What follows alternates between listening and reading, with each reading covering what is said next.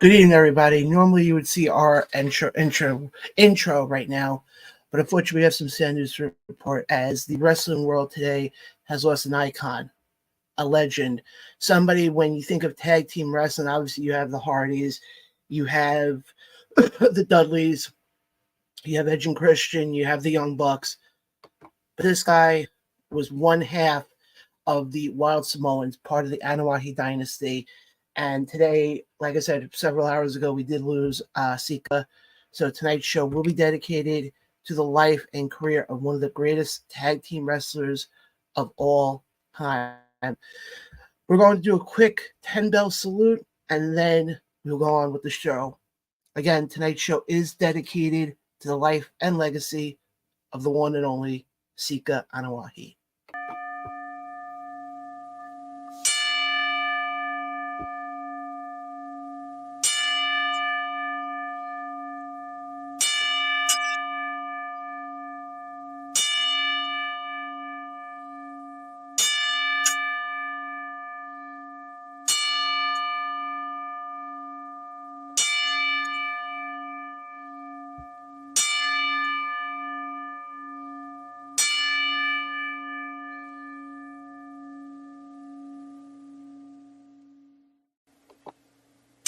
And hold on, pause button. But yeah, guys, now on to the regularly scheduled show.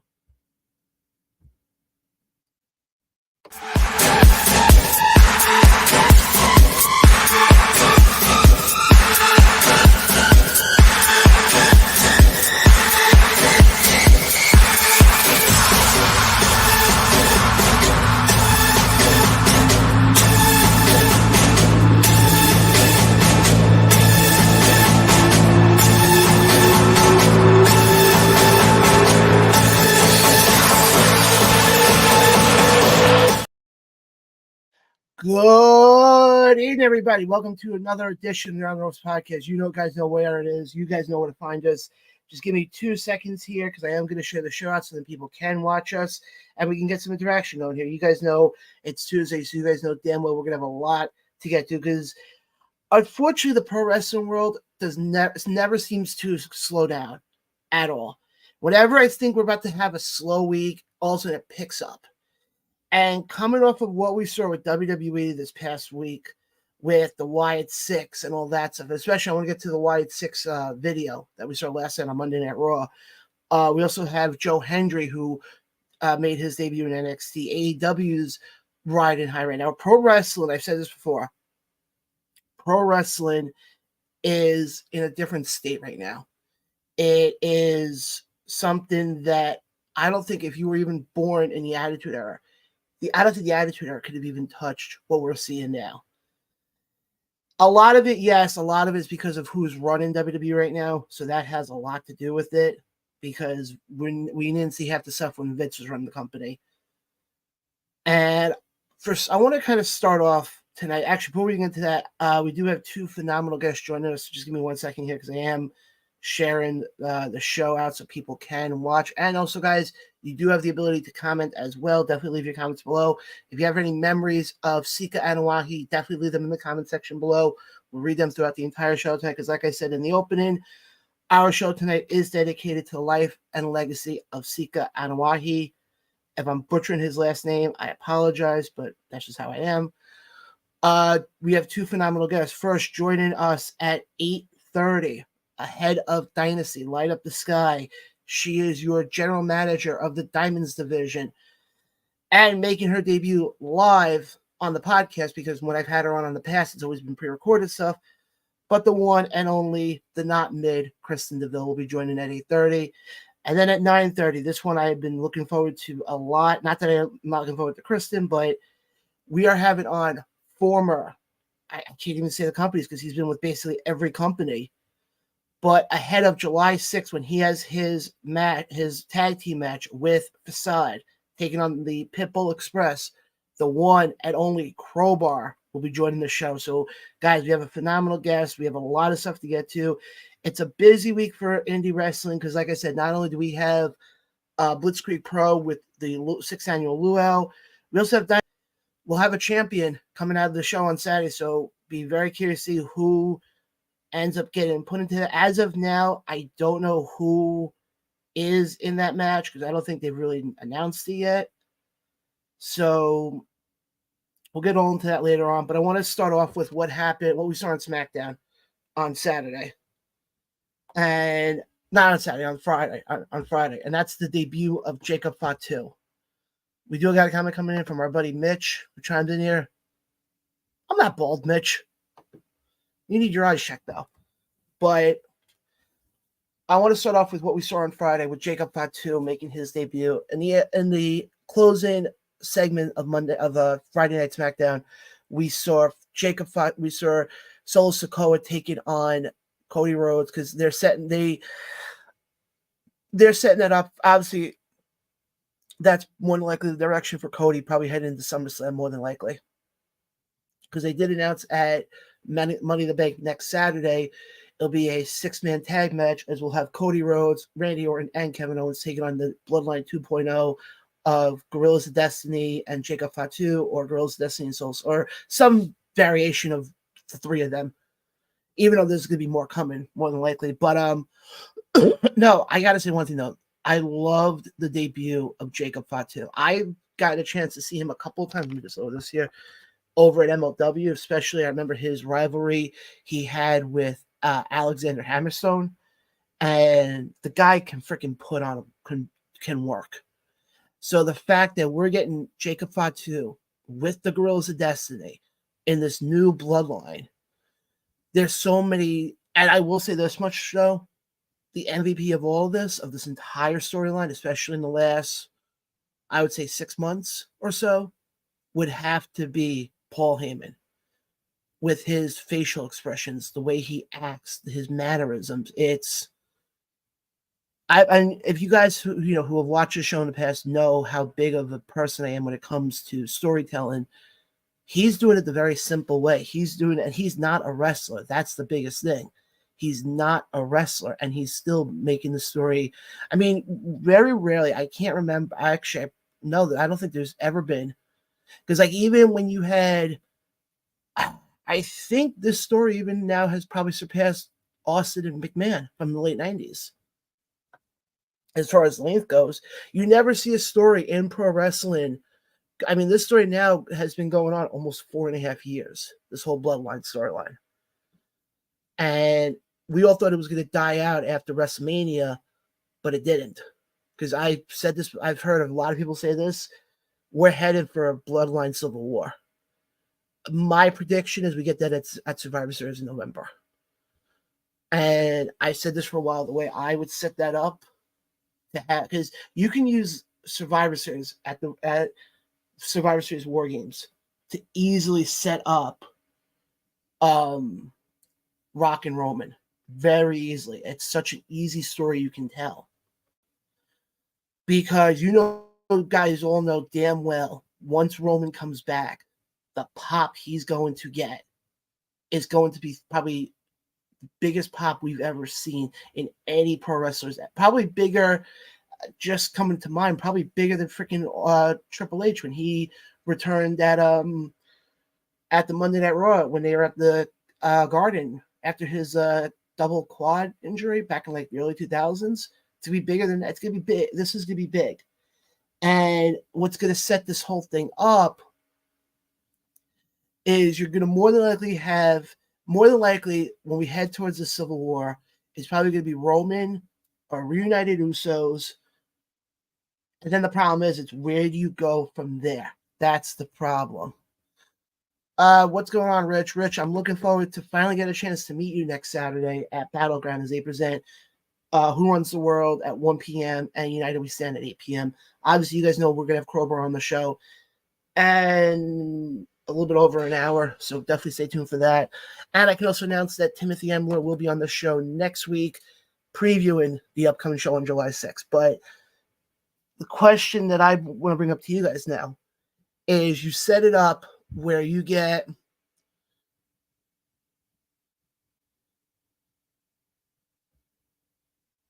hold on. He said, What else did he say here?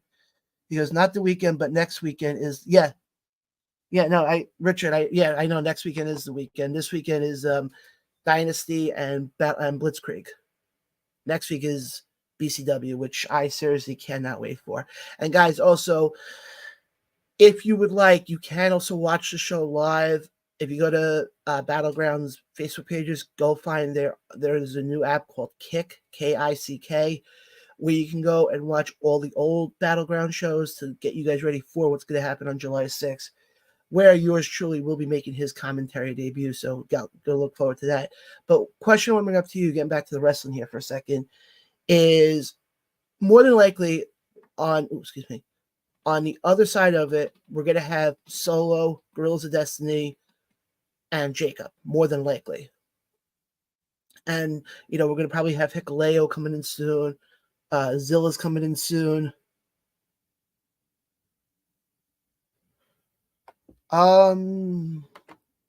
Richard brings up an interesting question. He goes, I'm wondering who's going to take Too Cold Scorpio's spot against Gertner. Honestly, Richard, I have no idea, and I can ask that to Tim next week when he's on with me. I have no idea, Richard.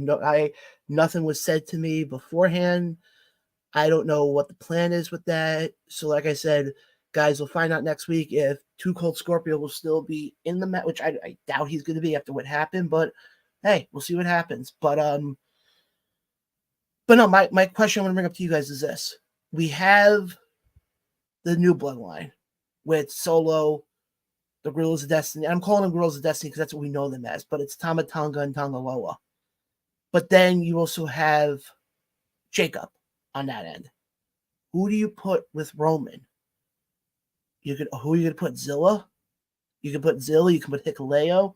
I thought a possibility of putting Sami Zayn in, because let's call a spade. He's not walking out of Money in the Bank with that IC title. It's going to be Braun Breaker. Believe me, I'm a freaking huge fan of that, to say the least.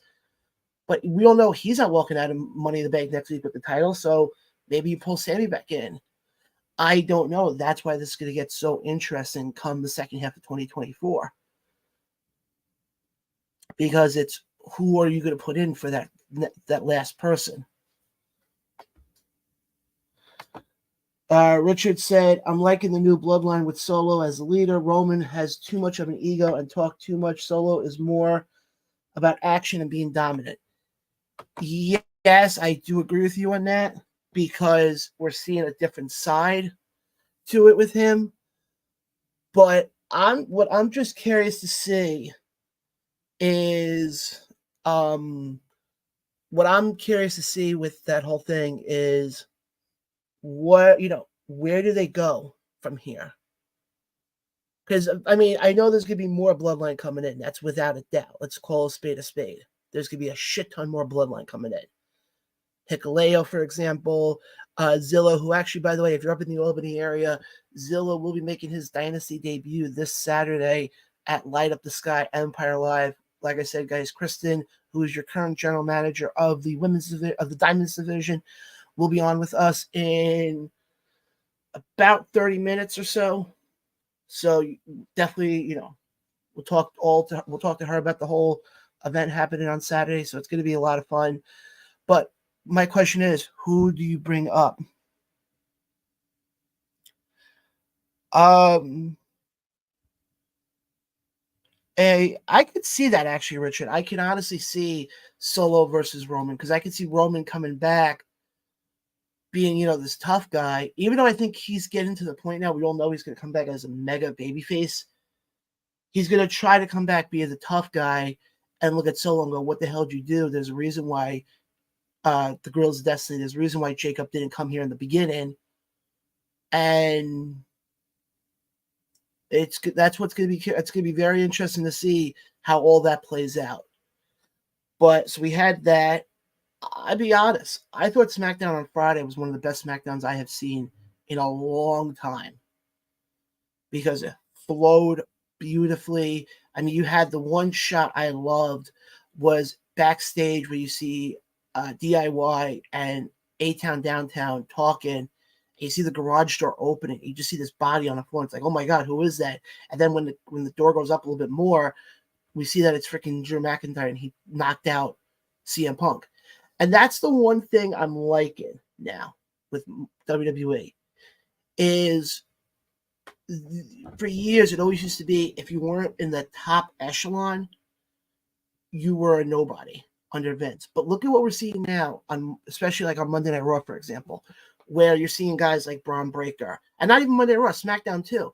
Breaker, you're seeing freaking Tiffany Stratton. They're using the other pieces to fill in the void being missed right now by your Becky Lynch's, your Charlotte Flairs, your Roman Reigns, your Rocks. You know, the fact that you have all these top guys and gals who are out right now, but then you look and you have the whole storyline right now with Judgment Day, with Liv, and you know that whole thing. You have what's going on right now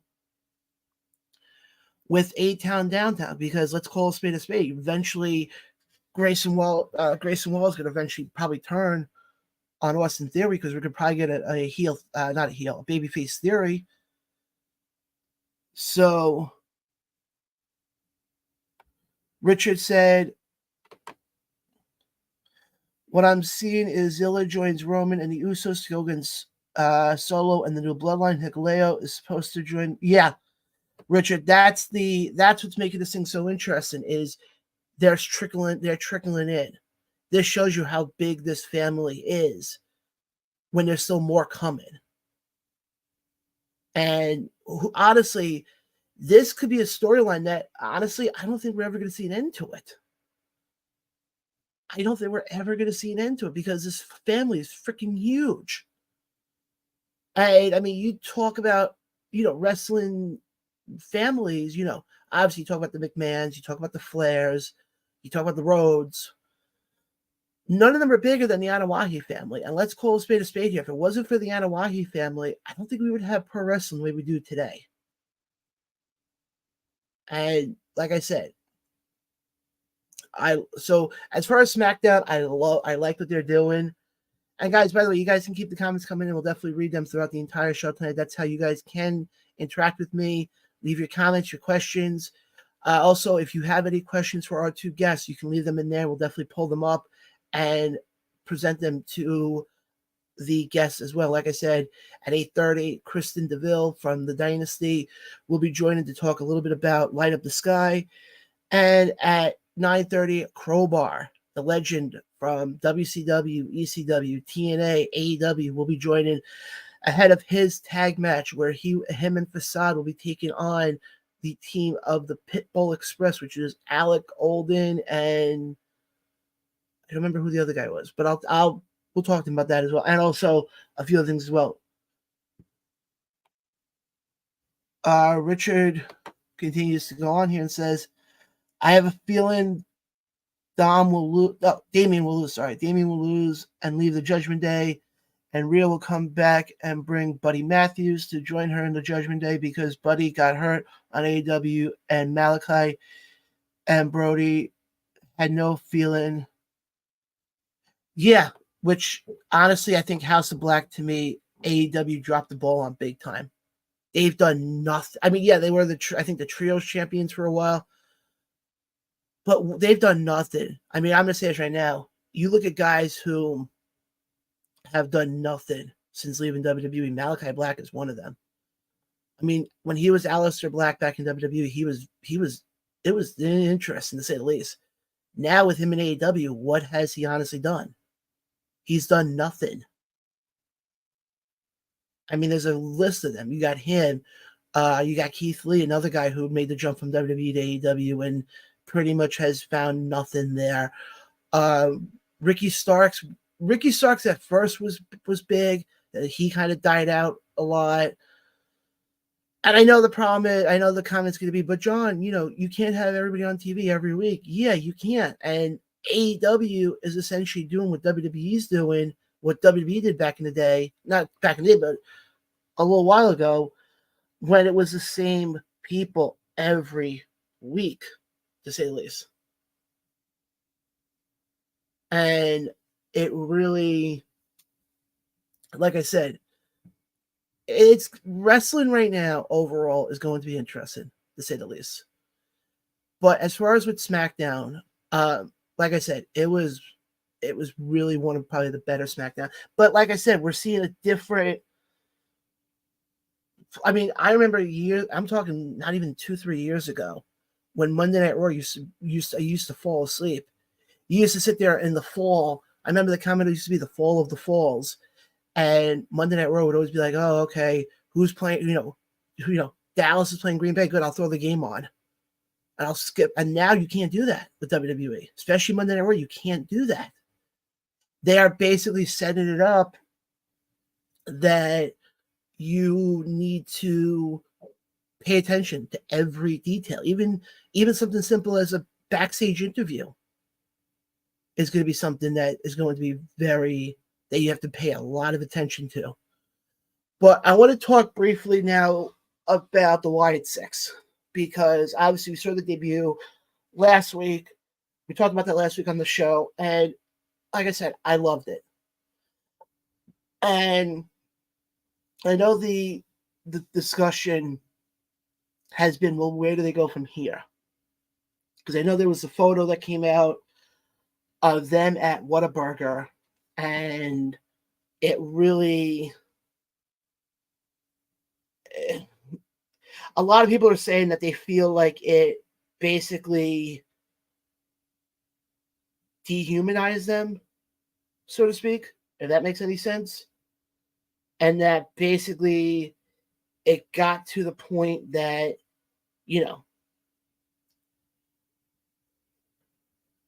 it got to the point that people are saying that, oh, it's dehumanized, they're not doing anything, they lost their lust. I know that's the comment, a lot of veterans are saying. And let me just double check one thing. Hold on one second.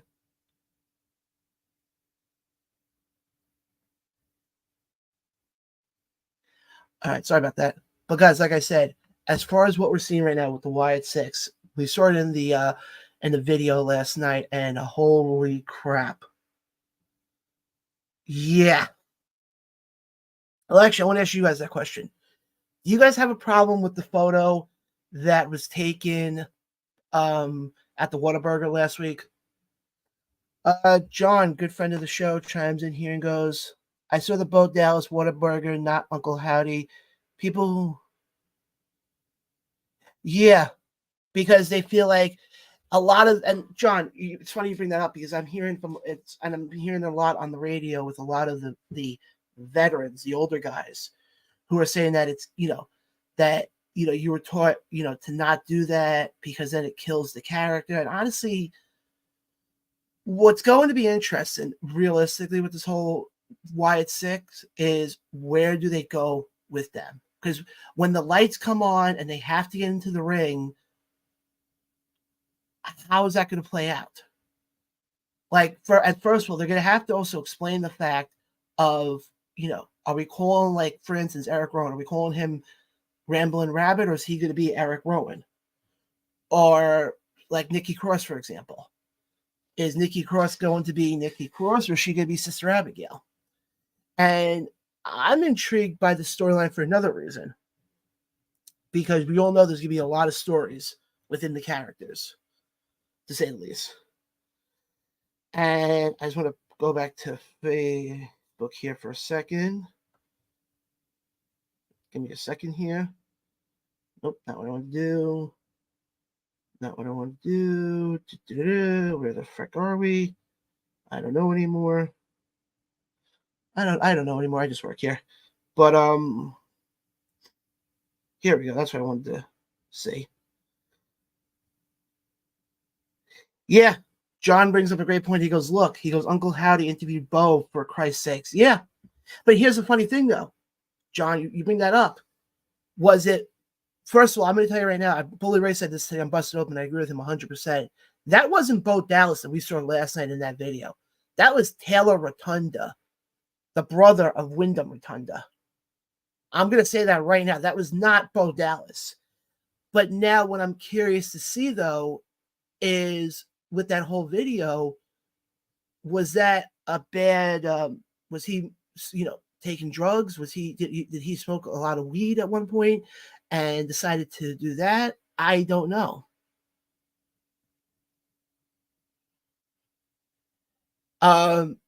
Because also, if you notice, there's the door. If you look at the picture closely, when you see Bo Dallas and Uncle Howdy, and you see the door in the background, a lot of people are saying that could be the door for the Firefly Funhouse, or that could be the door that we saw Monday when they debuted. So again, and then the thing also is this going to be, and this was presented also on Busted Open today, and I agree with them, is this also going to be a scenario where Bo Dallas is going to have to try to win, or if he loses, does he have to go back? This is why this whole thing is going to take so many twists and turns. I want to get to the comments here. John said, this is from what I heard. Oh, it is in the Funhouse, dark place. Yeah, that's the one thing, John. That's the one thing I like with the storyline with the Wyatt Six, is they're going to blur everything where you don't know. And that's the one. And we saw that a lot also in the build-up with Cody and Roman, where you kind of saw the lines being blurred of reality in pro wrestling.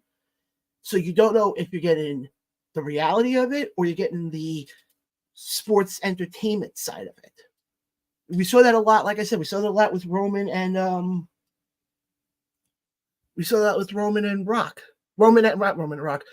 Roman and Cody back at Mania. We saw that big time.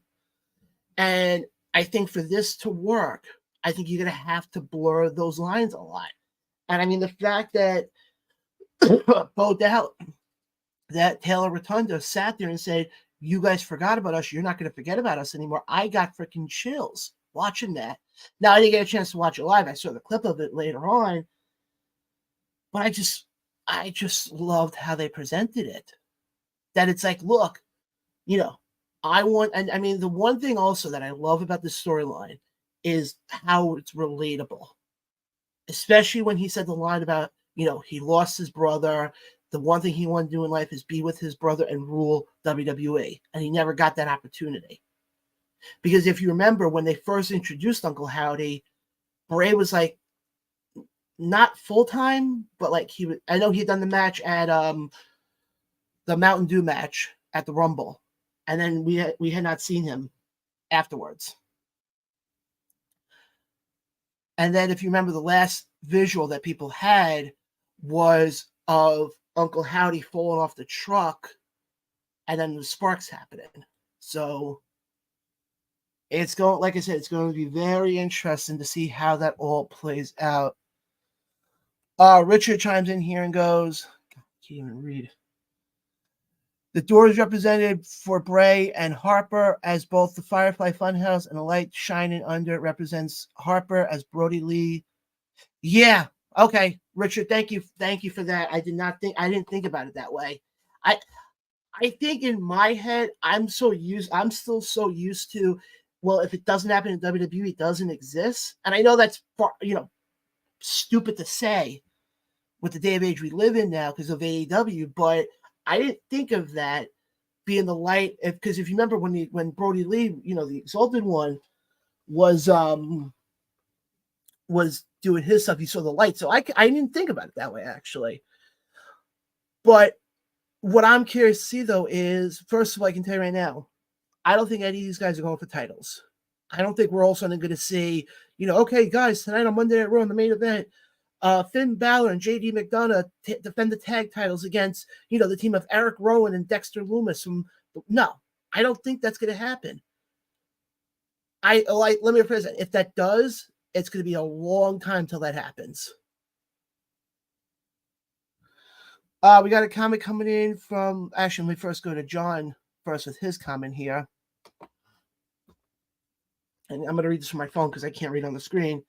And he goes, think about this. When Bray returned, he came out to the song that they were playing at the White. Yeah, John, when I saw the initial debut, I saw that. Then Bray came out and cut the most heartfelt promo ever, saying how the fan saved his life. Same song today. It's haunt. Yeah, John, that's what I love about this. When they made their initial debut last Monday and we saw the song, and then it was the door, and I'm like, oh my God, they're using everything that they did from Bray at Extreme Rules. Actually, I think the Extreme Rules when they were in Philly. Then we got a comment coming in here from our buddy Dave from across the pond saying, and I quote, hey, John, I was getting weird Fight Club movie vibes from that Uncle Howdy and Bo segment on Raw. Yeah, I could see it. And I think also the part I loved, it wasn't your quintessential, okay, let's put a promo up. It was Raw, and it was like, and the funny thing is, I like Michael Cole's comment where he goes, I haven't seen one of these in 25 years. And I'm like, thanks. Now I feel old.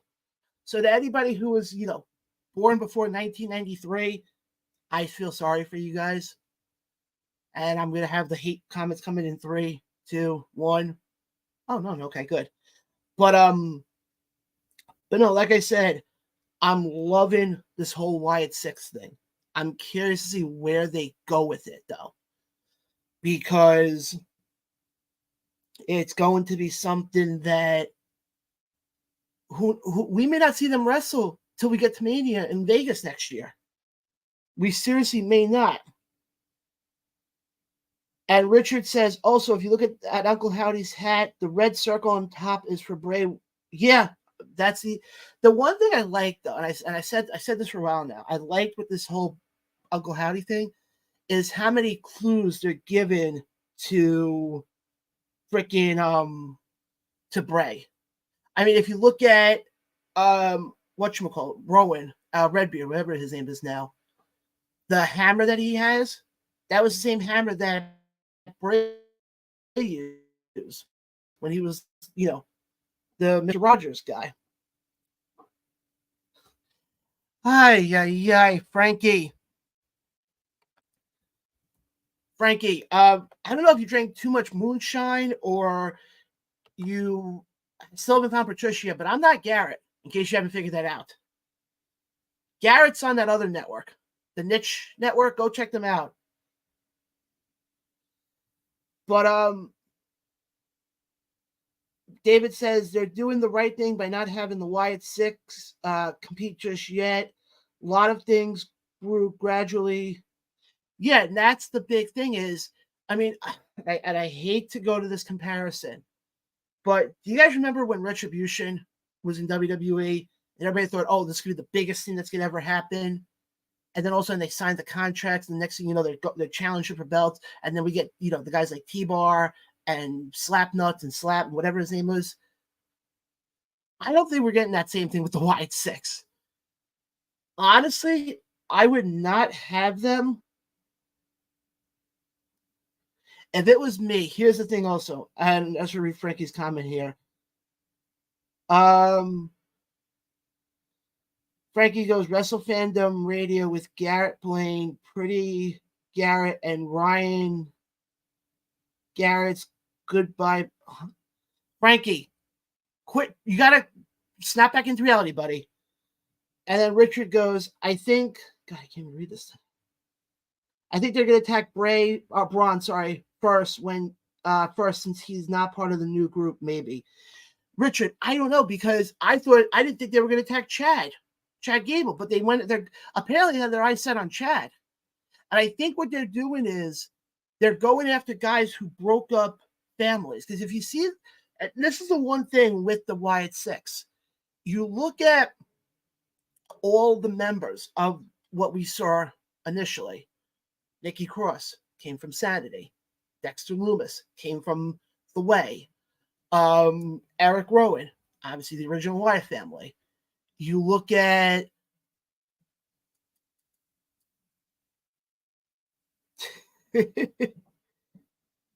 what's going on, Randy? You look at Joe Gacy, Schism. These are all people who have been with other families that have ended up getting broken up. So realistically, I think that's that. So if you notice, they're going after your Chad Gables. Don't be surprised if they go after Gunther for him breaking up Imperium, and almost kind of played off of like almost to the extent of played off like they're superheroes, almost.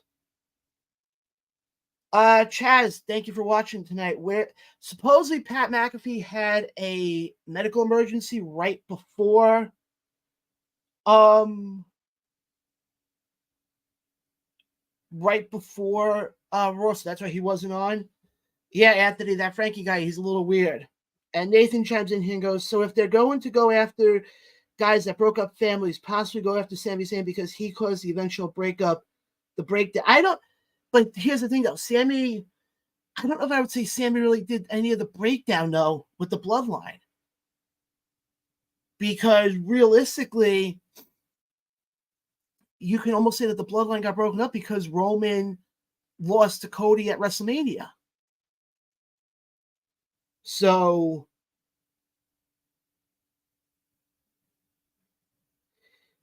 yeah, Chaz, because the thing that I'm liking though, and I get your point though, he said the Wyatt Six have okay, I'm not taking that call right now. He goes, the Wyatt Six have interrupted the show. Yeah, because I like what they're doing. They're blurring reality and realism and pro wrestling together.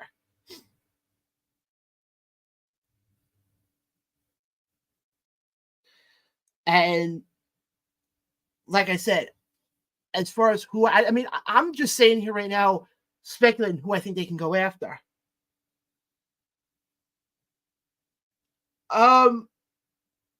Possibly Richard. That's a possibility. But honestly, at this point, Punk doesn't need a manager. I always look at it this way, and maybe this is just the way I look at it. To need a manager, you need somebody who can't cut a promo. Punk can cut a promo. And I don't think I can't. You know who I could see becoming a Paul Heyman guy? If they wanted to really pull the trigger, and I think this would be perfect, Braun Breaker. Have him become a Paul Heyman guy, and that guy's going to be shot to the moon. Anthony says, hope the whole gimmick doesn't go downhill because them wanting not to. Anthony, I don't think so, because I think realistically, with what they did, with the infamous Whataburger photo, I think it just humanizes them a little bit. Because, okay, I'll put it this way. This is a bad comparison, but you're going to get my point here, hopefully. You look at the Manson family. Outside, normal family. On the inside, obviously a lot different. Look at the Wyatt Six. It's the same thing. On the outside, they're normal, but when they have to put on the masks and everything, then it can get interesting. Nathan says, I would like to see Punk. I would like for Punk to help Paul get to Raw just to get him away from the bloodline, him manage Breaker. Yeah, Nathan, so that's what I was just saying. Yeah, David, from what I read today, unfortunately, from all reports, I do not think we're getting Roman back so soon.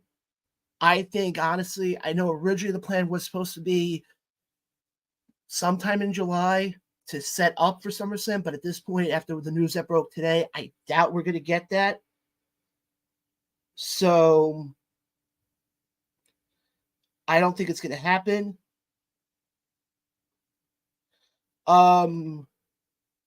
Richard says Braun Breaker or Karrion Kross would be a dope Paul Heyman guy, but Karrion has Paul. Yeah. And that whole thing I still think is weird because, like I said, Karrion can cut a promo. So to me, it's like Paul Ellering is there for what reason? If he's there to help to be the manager for AOP, then let him do that. And then Randy goes, I saw DMC at Stop and Shop in Wayne. Oh, nice. And Anthony goes, very interesting take, to be honest. Yeah, Anthony, that's what I do, is I give interesting takes here.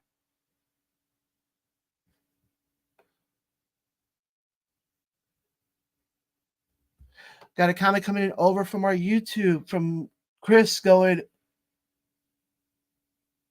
oh, yeah, guys, like I said, we should be joined in a couple of minutes by by Miss Kristen DeVille, who is the current general manager of the Diamonds division. Randy says the thing with Karrion Kross is this. I'm not saying that he in his first run with the company, he was great. When he was down in NXT, he was fantastic. But I don't know, to be honest. Tim chimes in and goes, it's showtime. Yeah, Tim, like I said, Kristen should be on with us in about 5 minutes or so. John goes, I hate Karrion Kross. He sucks.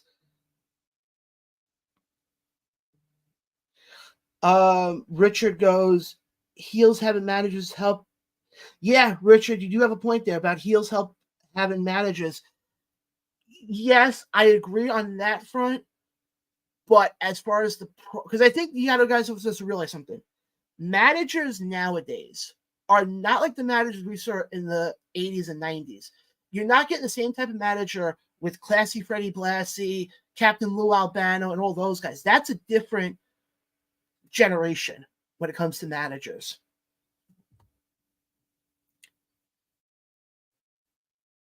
Yeah, Randy, you got a point there. His run on Impact and MLW, especially, I still remember the one towards the time when he was done with Impact, and he had the match. Impact was out in Vegas, and he had the match with Cameron Grimes, and he threw the cinder block right at his head. I was like, ooh, ow, that hurt. But I've also got a chance to meet Karrion Kross. Very nice guy.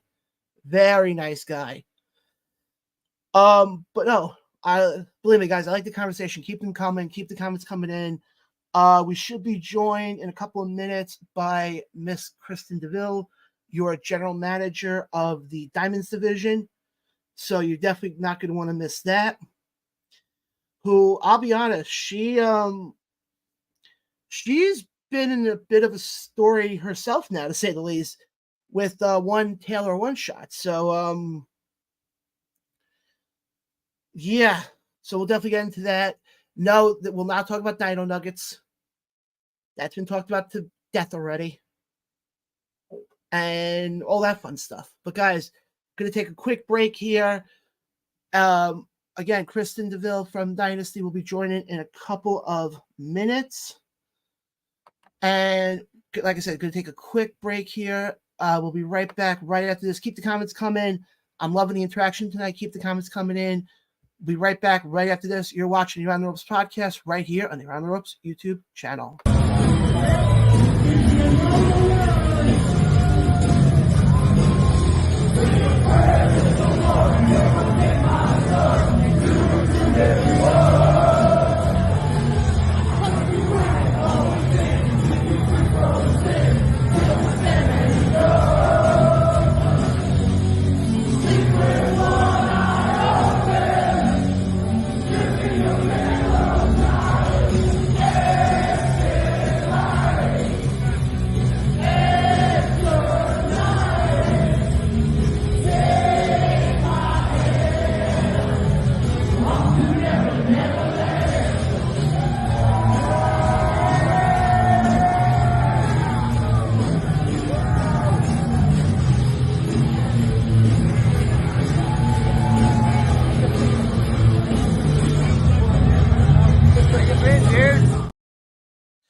And we are back live right here on the Around the Ropes podcast. Guys, as always, keep the comments coming in. I'm loving the interaction tonight. We do have two phenomenal guests joining us at 8:30 from the Diamonds division of Dynasty, ahead of Light Up the Sky, Miss Kristen DeVille. Also, she is one half of Matrix of the Mat, another fantastic podcast that you guys should definitely go check out.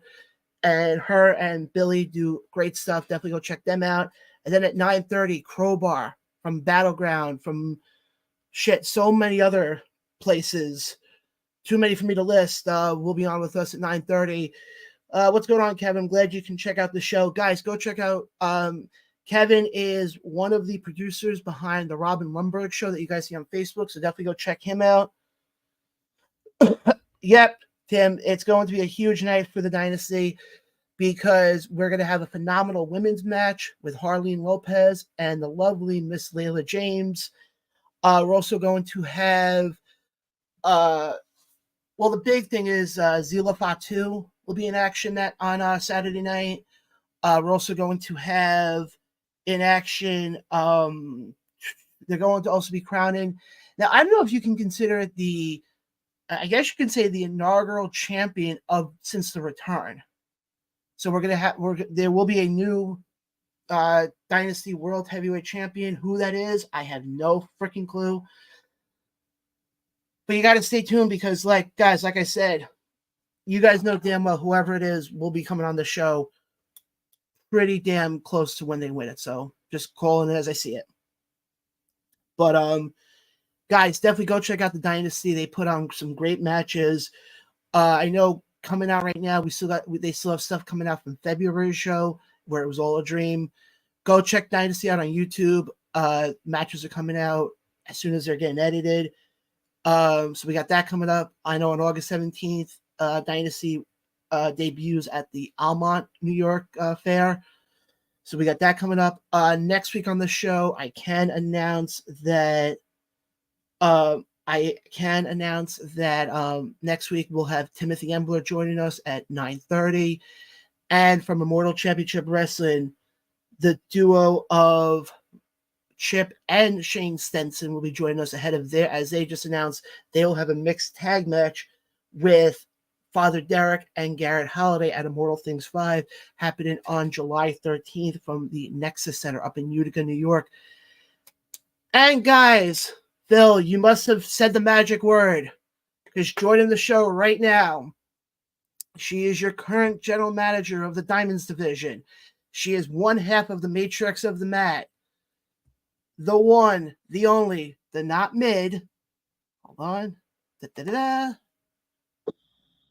Miss Kristen DeVille. Hey, how you doing, Kristen?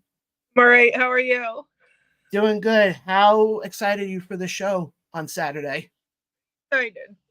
Yeah. Because Taylor's not going to be there. It's probably going to be the best show they've ever had. Yeah, I could imagine. You got some. Actually, I'll go to the comment section in a second because your buddy Phil is already commenting. God, I knew that. Kristen, you should have known as soon as I announced it. You knew he was going to be watching. No, I knew he was going to be here. Yeah. But I want to talk about the women's match because it's a match. I've got a chance to see both of them already in action. Obviously, I've seen Harleen Lopez several times down in Jersey. But what are you intrigued to see with these two? Yeah. I saw Lopez too in Jersey when you were there.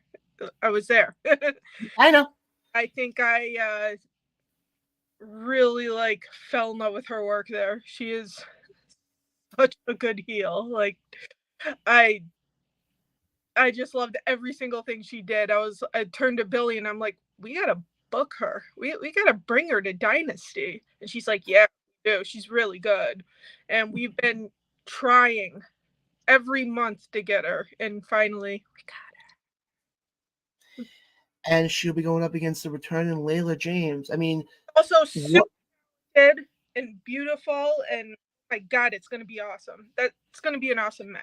Like the first match that I had a little say in putting together. So I'm excited, it's almost like my baby, Well, I was going to ask you, knowing that Taylor won't be there, and hopefully she doesn't try to pull any stupid antics.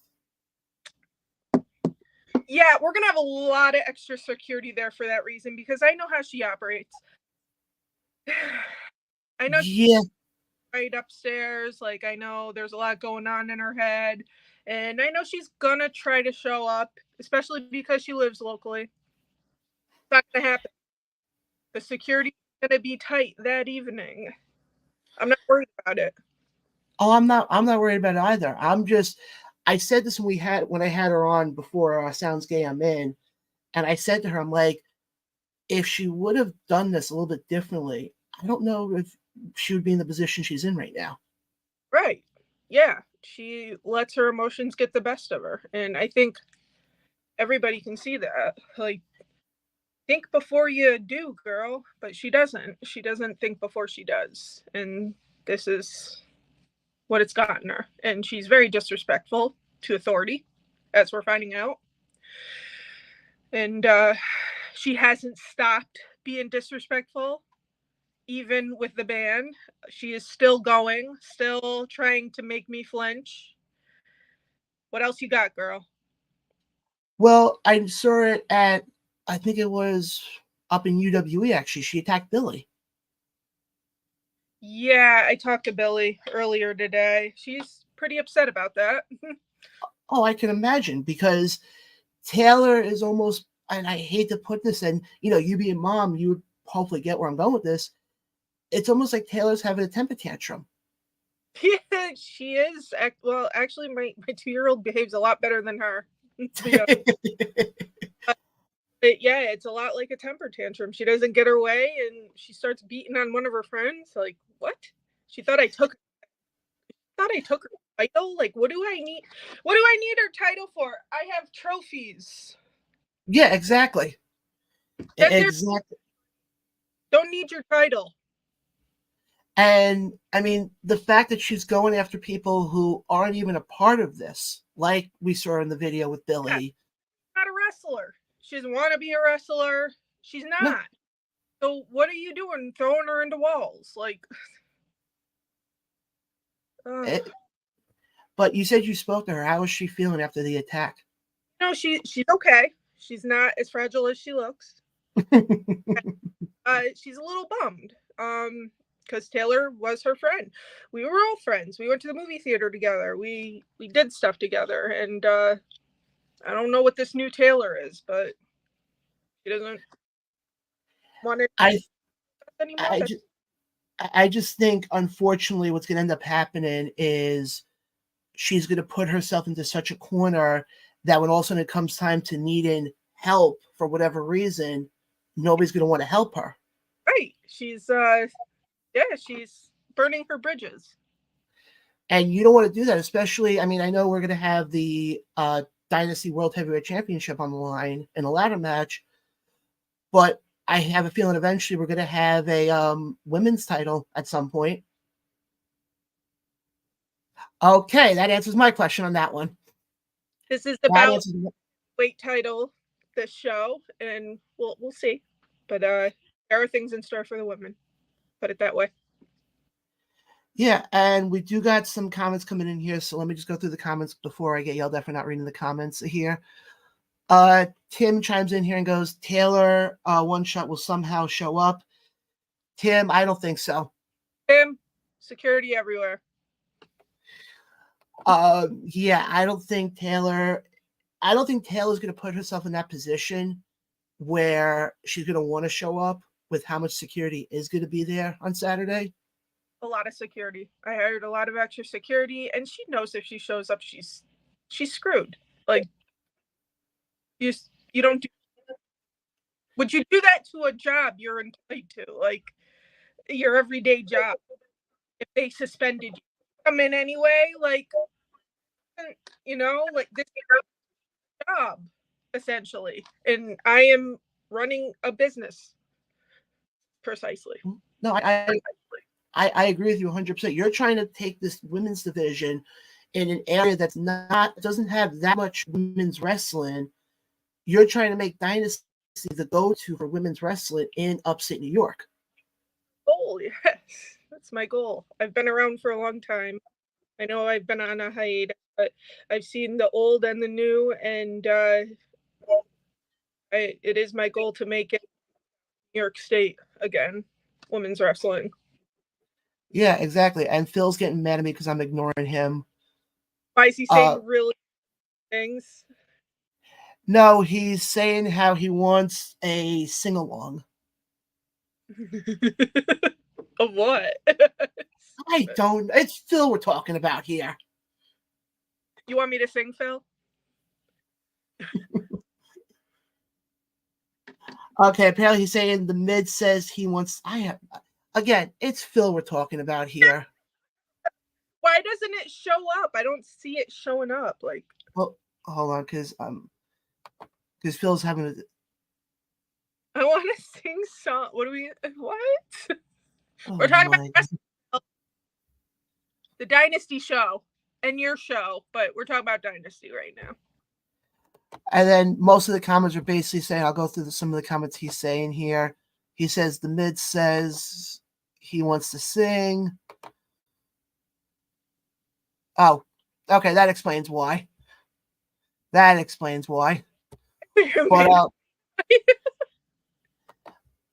but I did actually happen to see another debut happen. What happened? I said, put the pipe down. Him putting the pipe down? Seriously, hold on. Him putting the pipe down. Yeah, you probably have a better shot of Taylor apologizing to you than him putting the pipe down. Oof. That would be the day, huh? Or the day where she doesn't make a comment about Dino Nuggets. I make great Dino Nuggets. All this bashing about Dino Nugget, I put them right in the oven. I don't know what she's talking about. She's never been here before. She doesn't know. What was that? On hers. It looked like diarrhea. I can say diarrhea on there, right? Yeah, you can. Looked like diarrhea. Yeah, you Kristen, you know, with us, we don't have any restrictions on what people say. But no, the funny thing is, just going to the Dino Nuggets thing for a second. This past weekend, I went out on a date, and we were actually watching the video that you guys did, that you, Billy, and Phil did. And the person I went out with started laughing about the whole Dino Nuggets conversation. You'll get to meet her on Saturday. Listen, this is all she's got. She's got Dino Nuggets. She's got making fake posters and slapping people of my past on them. She's got putting herself side by side with people that from my past, and she can do all that. She can keep doing it until the cows come home. But guess what? I'm not flinching. Then we got a comment coming in here from HVO himself, who says she likes the regular nuggets. She calls them the Dino Egg Nuggies. They do. They look like eggs. You're very smart. I'm just saying right now, if anybody from the Dino Nuggets company is watching this or seen any of the videos, hey, sponsor a Dynasty show coming up, please. I'm just asking.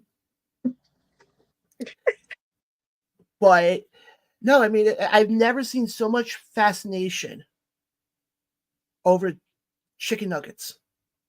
Well, get used to it, man. Because it's really all she has. Okay, Phil apparently wants me to say on here, whatchamacallit, going back to the whole Dino Nuggets thing for a second, he goes, like what Logan did on your floor? The wet kind.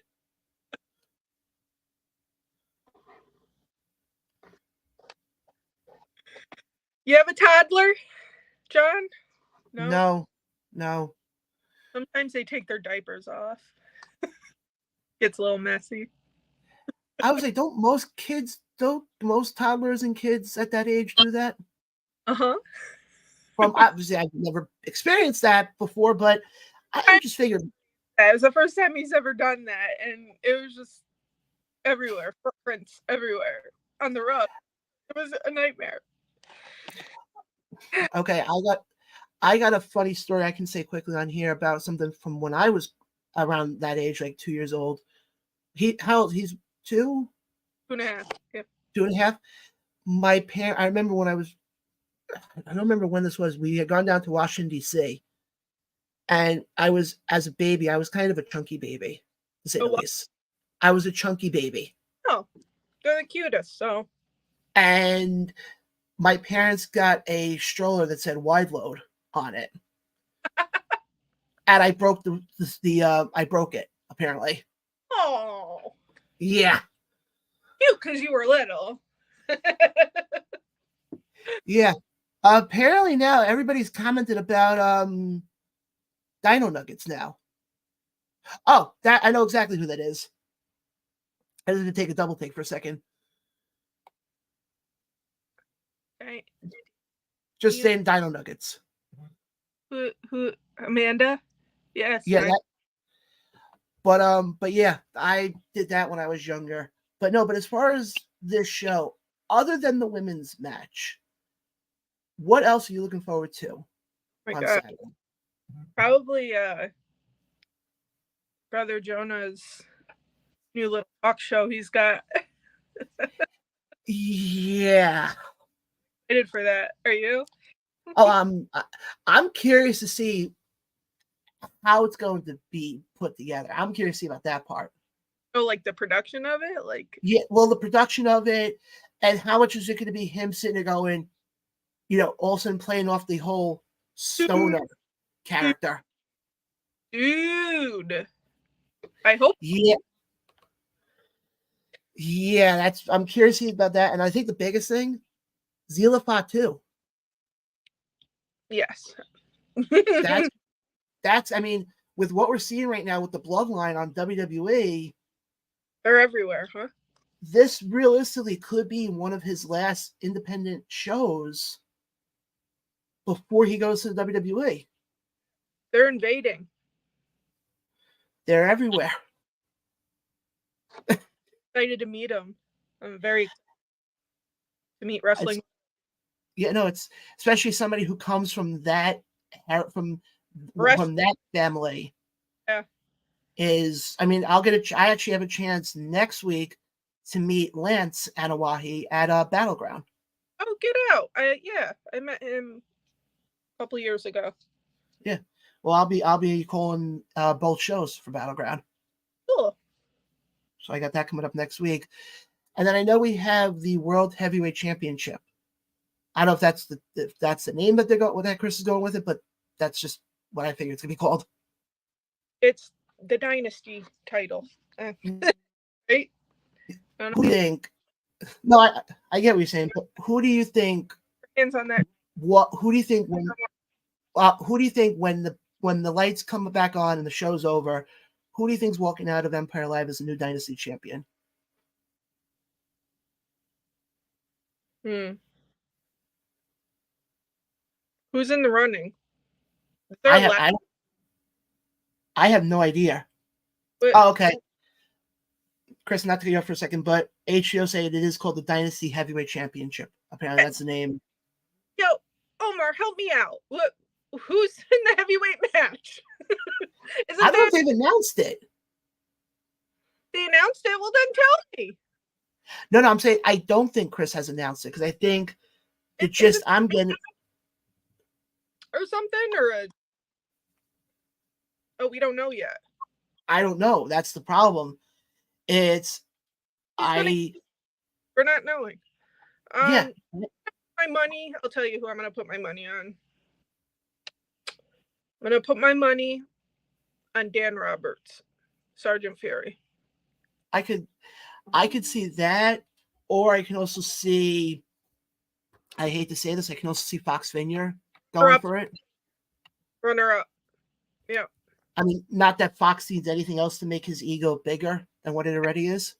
I give it to him, but I can see him getting it. Yeah. I mean, if you want to pull, if I have a dark horse who I can also see, Black Rose. Oh yeah. That would be sort of a dark horse. Yeah. If anything, I mean, you can go so many ways with it, though. Mm-hmm. That's what makes this. I mean, the fact that we don't know who is in that match is why this is probably one of the most difficult things. It's like, well, who do you go with? You could also go with somebody who's not even on a part of Dynasty, who may be making their debut. Yeah. Also, there was a flyer saying, what is it? Johan Nara, he's coming back, right? Yeah, it could be Johan. And Johan actually be live on this show Friday night. Really? I'll have to tune in. Yeah, he'll be live Friday night. Scare him, so I'm definitely. but yeah, I'm just curious to see though who it's going to be, and I think that's what's the most intriguing part out of all of this is there's so many possibilities. There are. Yeah, I'm And in Robert Fox venue. we do got some more comments coming in here. Actually, good friend of the show, Billy, is chiming in. Hey, Billy, hope you're feeling good. Billy's oh yeah, I know. Billy's a warrior. I know that. Trust me. And Billy, ha ha ha ha. but no, but I'm just. Oh, okay. Apparently, Richard wants you to do a flip. I don't have room. But oh boy, what is Phil saying now? Because I just heard Phil pop his name back in again. Oh, he just said, "Oh, Billy's making a cameo." Kristen, do a flip. I don't. It's Phil we're talking about here. Do a flip, all right? Ready?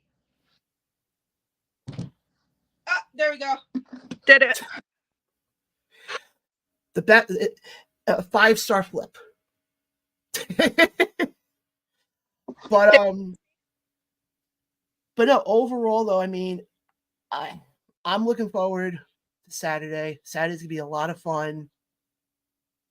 Being up there Saturday, it's going to be.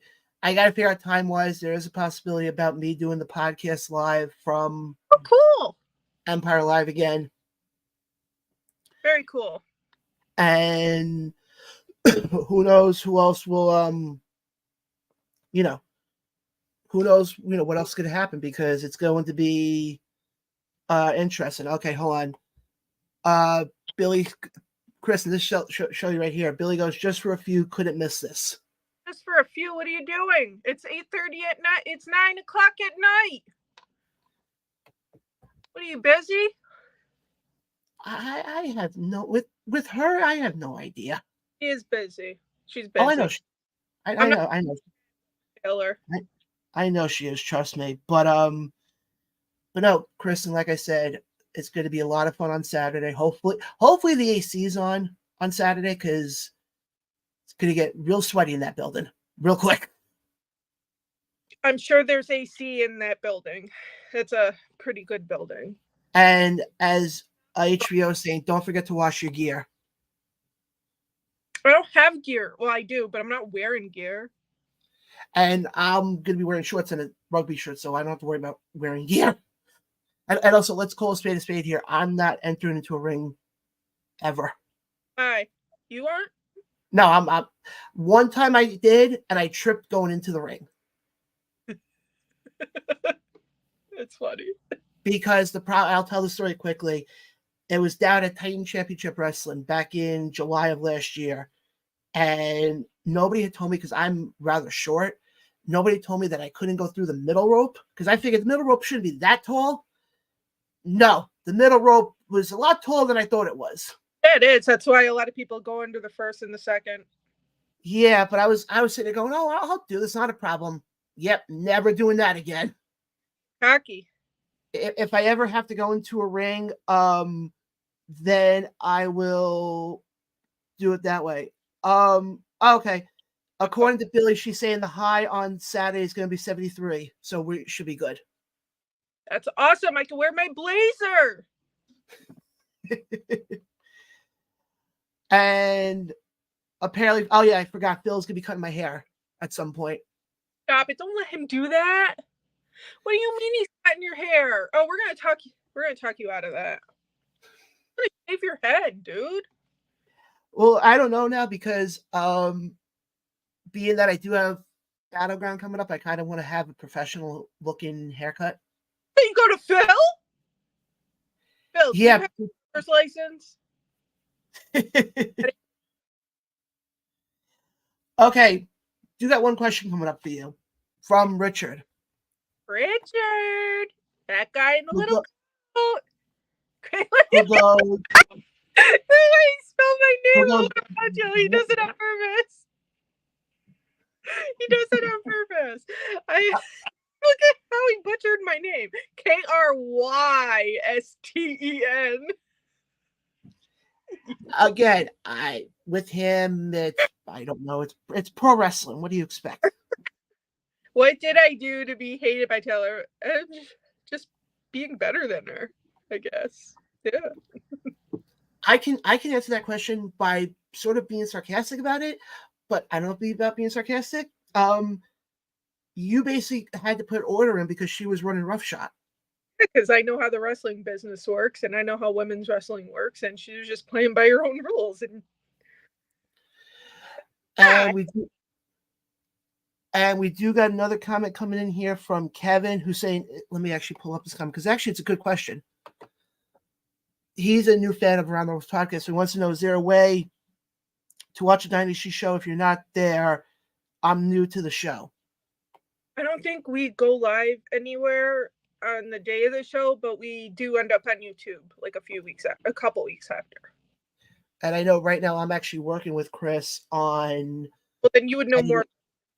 Yeah, I'm working with Chris on editing because I have the match I'm currently editing right now is the first match from Sounds Gay I'm in. Oh, so we're not that far behind. No, but I know Chris is still doing stuff from February. Oh, come on, Chris. People want to watch. Get live TV. Hey, I'll mention it in I may be able to get us actually onto an actual streaming service. Ooh. I'll talk to Chris about it because it's the same one that Battleground is using next week.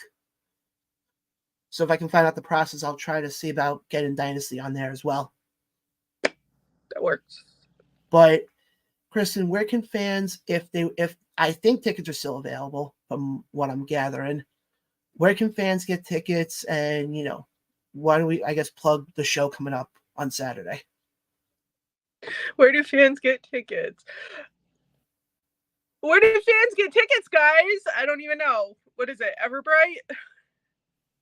Look at the flyer. Oh, yeah. Oh, it's purplepass.com/ladders, purplepass.com. Thank you for reminding me about that. I'm like, I should have remembered that part. Yeah, so you can get your tickets at purplepass.com/ladders.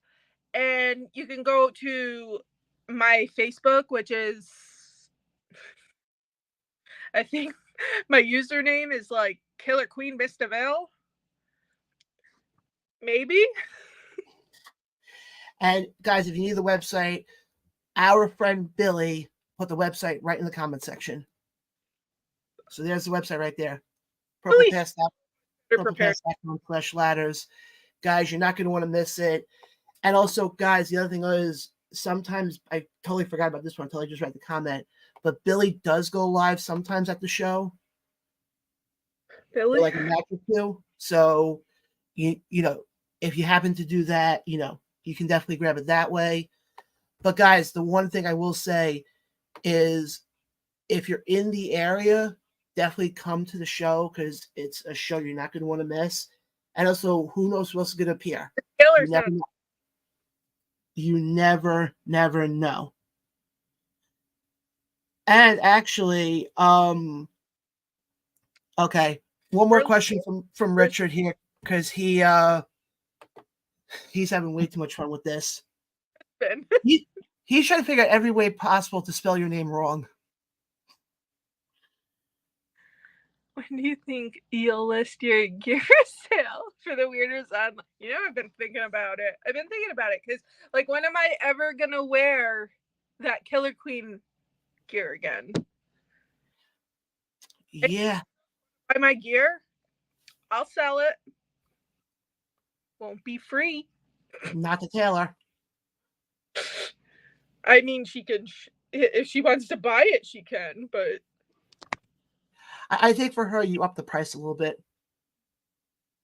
And then Billy chimes in here also and says, promo code Zilla to get buy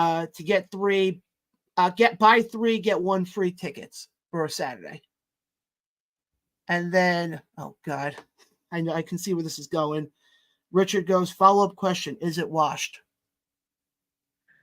Yes. My gear is washed. So And for anybody else who wants to know, it's not Dino Nugget scented. I'm just going to throw that out there. It's washed, so I'll take 10% off. Okay. Last question I got. I saw today for the show in August that there's actually going to be somebody else from my neck of the woods making her debut in Amity LeVay? Who? Amity LeVay? Where? I saw she put a thing out on Facebook and it said August 17th Dynasty.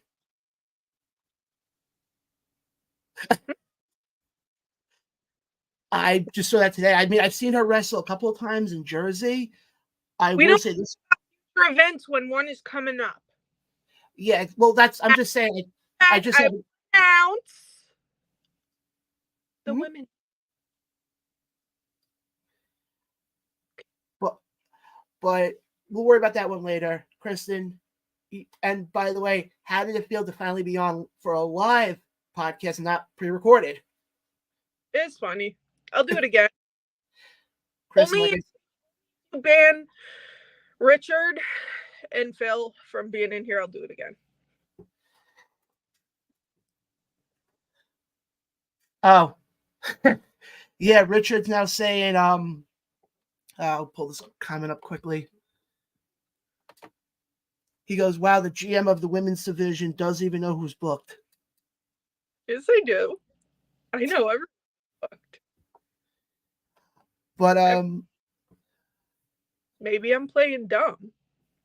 Maybe we're not supposed to announce that yet. Gotcha. But Kristen, I was going to for the next Dynasty show in August. Obviously, we have a couple of weeks for this to work out, but maybe to do a crossover between Around the Ropes and Matrix and the Mat. That would be fun. I'm throwing it out there. Yeah. And I would have it wouldn't be a live show on a Tuesday. It would just be solely like a preview of the Dynasty show. Oh, that would be awesome. Let's do it. Yeah. Like I said, I will figure it out on Saturday when, talking to you and your co-host, Billy. Sounds good. Yep. But again, Kristen, like I said, I always appreciate you being on here, and I can't wait for Saturday, and it's going to be a lot of fun. Yes, I can't wait. All righty, Kristen, I'll see you Saturday. All righty. Guys, that was Kristen DeVille, the general manager of the Diamonds Division and one half of Matriarchs of the Mat. But we're going to take a quick commercial break right now. On the other side of this break, we're going to dive into a little bit of what's going on in AEW because, guys, we got Forbidden Door coming up this weekend. So we're going to do our predictions for that as well. Guys, we'll be right back right after this. You're watching the Around the Ropes podcast right here on the Around the Ropes YouTube channel. We'll be right back right after this.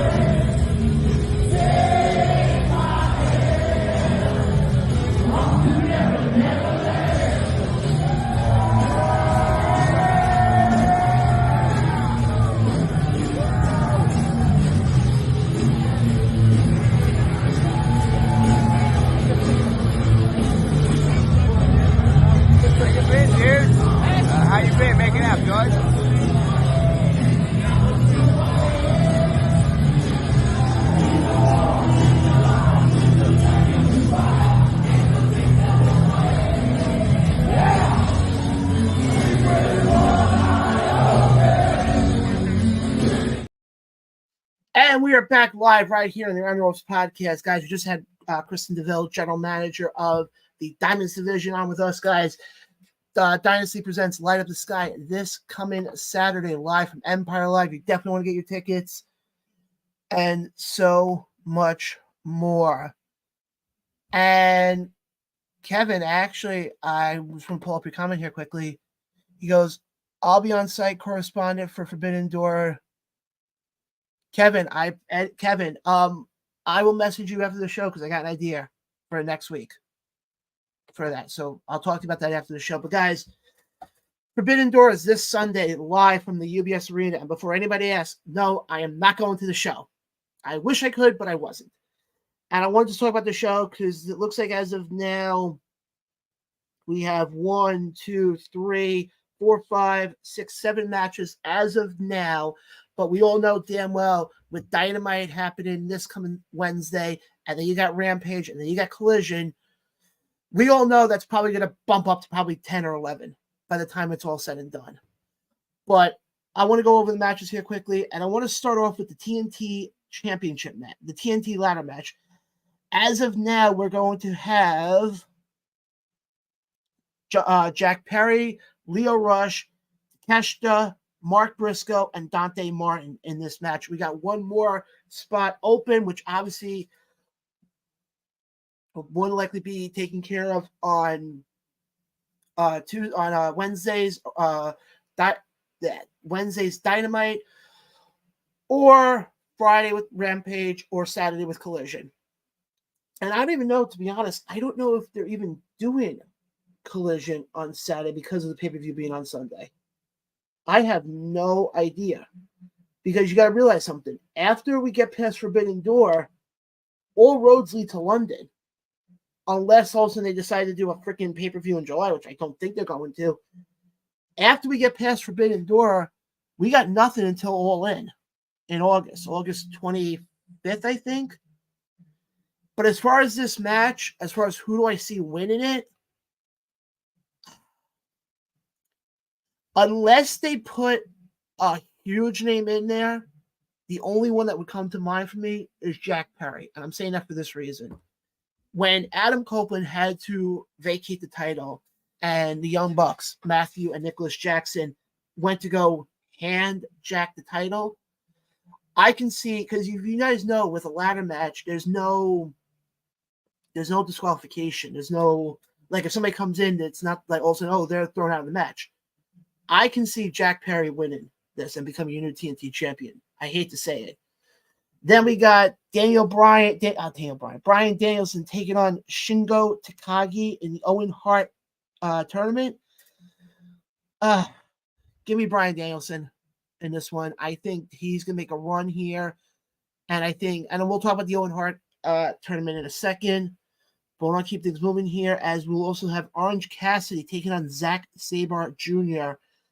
And guys, also just want to make a mention, if you're in the area of Queens, I think on Saturday, the Wrestling Universe, which is over in Queens, I don't remember the address, we'll be having Zack Sabre Jr. in attendance doing autograph signs. So you're definitely not gonna want to miss that. And he goes, I can't wait to see you on July. Yeah. Francis, I appreciate that a lot. And like I said, I will, if you guys want to get pictures with me on July 6th, you guys definitely can. If you guys want me to autograph something, I'll definitely autograph that. You just may have to bring a Sharpie because I'm not going to have a Sharpie. But I want to keep things moving here, as title for title match will be in action here, as Mercedes Moné, your TBS champion, takes on Stephanie Vakir, or I don't know how to pronounce her name, for the New Japan women's title. I hate to say this, but I think it's Mercedes. You're not going to do what you did with Mercedes and have her first match be a double or nothing, win the title from Willow Nightingale, and then have her drop it this quick. So I think she's going to become a dual champion. For the AEW Women's World Championship, the timeless Toni Storm takes on Mina. I'm not even going to try to pronounce her last name. You guys know exactly who it is. This one is going to be interesting because this one is going to be it's going to be Toni.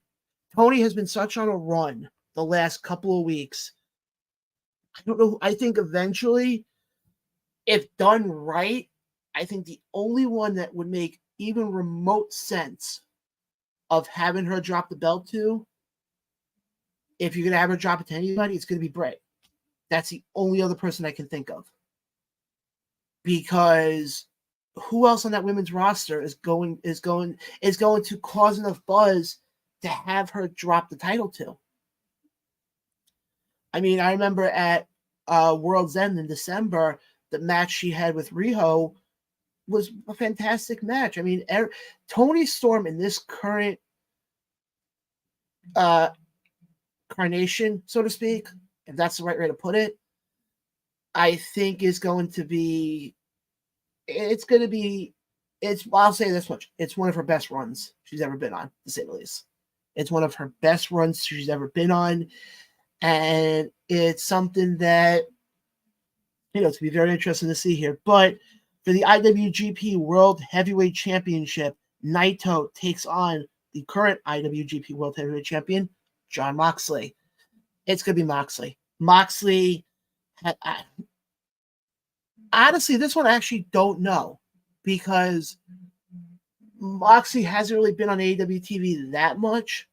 So it's going to be interesting, to say the least, with that one. So I'm going to go Naito on that one, so then Moxley can come back and focus on AEW. But and then we got for the AEW World Championship, Swerve Strickland, takes on the one and only Will Ospreay, your current AEW International Champion. This one I want to talk about for a couple minutes, because this one I don't know about. Because I said this before and I'll say this again. I think what we saw on Dynamite a couple weeks ago has really made this interesting, to say the least, and all that stuff. But where it's going to get even more interesting is, realistically, I've said this before on the show, I think they could have easily done something with them at whatchamacallit. Oh, okay. No, Randy says Bloodsport with Mox was sick. Yeah, Randy, I did see the video for that, and anytime you get Moxley with blood, yikes. That's all I'm going to say. Yikes. But hold on, I just want to pull up this quickly. Okay. But yeah, but like I said though, as far as with Swerve and Ospreay, this one is going to be tough, because you do this whole thing with Swerve where he should, and we talked about this after he won the belt after AEW Dynasty back in April. Actually, Billy was on the show with me, and we were talking about it then. And I said it on the show then that I want to get a long run with him with the title. And now you're going to put the first major obstacle in his way. I mean, I know he had Christian Cage at Double or Nothing, which was a huge obstacle to come over, but I don't know about this one. This one's really going to be tricky, because it's like, if you have Ospreay lose clean, then you almost in essence can make the argument that you're going to lower the integrity, the value of the AEW International title. I wouldn't have such an issue with it. Well, let me put it this way. Had they waited until All In to do this, that you would have had that moment. Like, I still think we should have had that moment with Selena Vega in Puerto Rico, even if it was just for that one moment. And you can still do something with Ospreay and Swerve but the problem is Ospreay is not in the tournament, in the Owen Hart tournament. So that's where it's going to be. That's what's going to be. Oh, hey Spencer, how you doing? But that's the issue, though. He's not in the tournament, so realistically, and you don't have another pay-per-view coming up in July where you can sort of be like, okay, Here's one, here's two, boom. All in is going to be the trifecta. You almost have to do, but then you're going to run into this problem. You got two of your biggest baby faces here. You're not going to turn Swerve heel. And you're not going to turn, and Ospreay is not going to become a heel. So it's like, okay, it's what the hell do you do? Which is going to make things rather interesting, to say the least. I just want to see here because I see Randy just. Yeah, we are getting a teaser with Will and MJF, and I think that could be a phenomenal match. But more than likely, he's going to retain. Let's call it. But I think you could have had a bigger moment. I said this a couple weeks ago when it was first announced of the Owen Hart tournament, where you could have easily done Will Ospreay, had him bulldoze his way.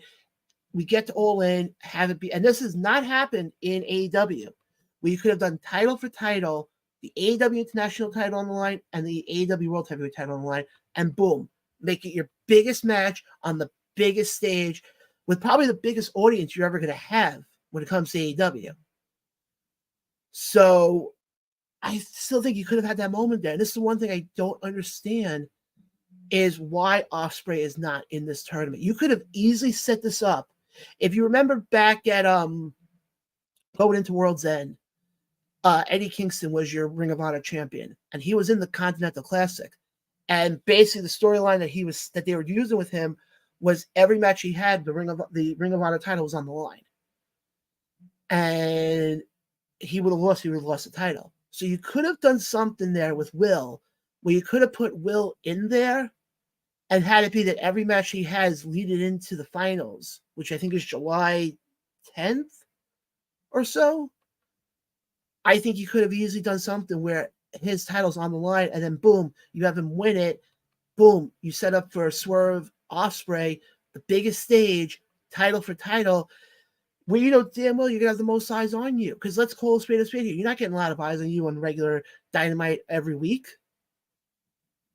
You're lucky a lot of times when it comes to the ratings. You're lucky if you're getting 800,000, 7. I think last week, I think they hit 690.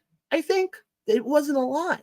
The viewership for AEW has been in the toilet, which is sad because you go back to when they aired the footage from All In, the Punk Perry situation, they have lost a good chunk of their viewership since then.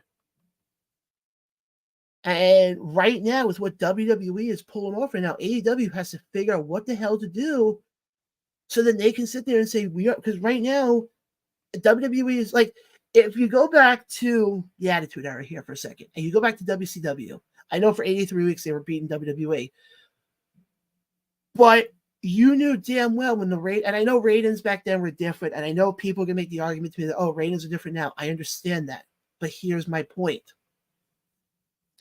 You're pulling in the big names. You're pulling in the Will Ospreays, the Mercedes Monets, the Kazuchika Okadas, and you're not even breaking 800,000 viewers. Why? But yet, look at WWE on the other hand, and yeah, I know they're on USA Network for Monday Night Raw. They're pulling in, and they're on Fox for SmackDown. They pulled in Gorillas of Destiny and Jacob Fatu, two acts that were basically. I know when Jacob was in MLW, he was sort of heavy, in the main event. But look at Gorillas of Destiny; they were basically mid card, and all that stuff. We got a comment coming in from AJ. Going, what time is Crowbar on? Been looking forward to it all week. AJ, thank you for chiming in on YouTube.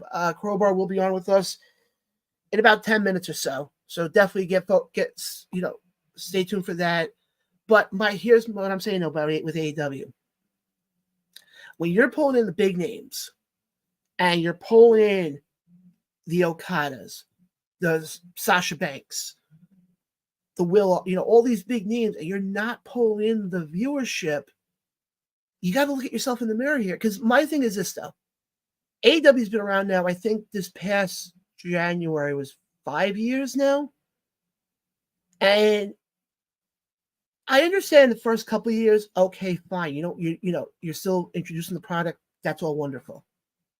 But AEW's been around for 5 years. There's no excuse anymore for why you're pulling in the numbers you're pulling in. And I get the fact, oh, John, but people stream it now differently. I understand that. But my point is this, though. You've been around long enough. The results should not still be in the 600,000 to 800,000 anymore. And that is the issue. That's the problem with AEW right now. Because the issue is you turn on AEW, there's a few storylines. There's a few. There's nothing big. There's nothing like, oh my God, I have to, I can't miss Dynamite this week. Like you look at Monday Night Raw, we were talking about this in hour number 1. You look at Monday Night Raw, you can't miss what's going on now on Mondays. You can't miss what's going on Fridays now with SmackDown. Hell, you can't even miss what's going on NXT right now. I mean, unfortunately, I am missing NXT because I'm live with you guys. But my point is this. They're becoming, episodic TV that you cannot miss. Dynamite, if I miss an episode, I can watch the clips on Twitter or I can watch the clips on YouTube and I'll be caught up and I'll be like, okay, fine. It was your typical show. Or I just go to social media and see everybody bitching about it. But my point is this. When is enough already with AEW? When is enough to the point where, let's be honest, something has to be changed here. Because when you're putting out the same product every week and your viewership is basically being capped at 800,000, maybe 900,000, if you happen to pull in a big name, I think in the 5 years they've been around, I'll have to look this up, during the week, and I'll bring this up next week. But realistically, the fact that you've been around for this long and you're pulling in the numbers you're pulling in, I think there's no excuse anymore. And you want to call me an AEW hater? I'm not. And the thing is, this is what I'm trying to stress. I'm not a hater. I am a fan of the sport who wants to try and, who wants to see this company succeed, because I like the fact that there's other options. Andrew chimes in here and goes, thank you. Yeah, thank you, Andrew. That's my point. He goes, crazy that even MJF coming back has barely moved. That's my point. We're getting guys like MJF. When MJF came back, everybody was like, oh my God, MJF's going to come back. It's going to save the show. The product got saved because now you get his with the promos and everything, but the ratings are still in the toilet.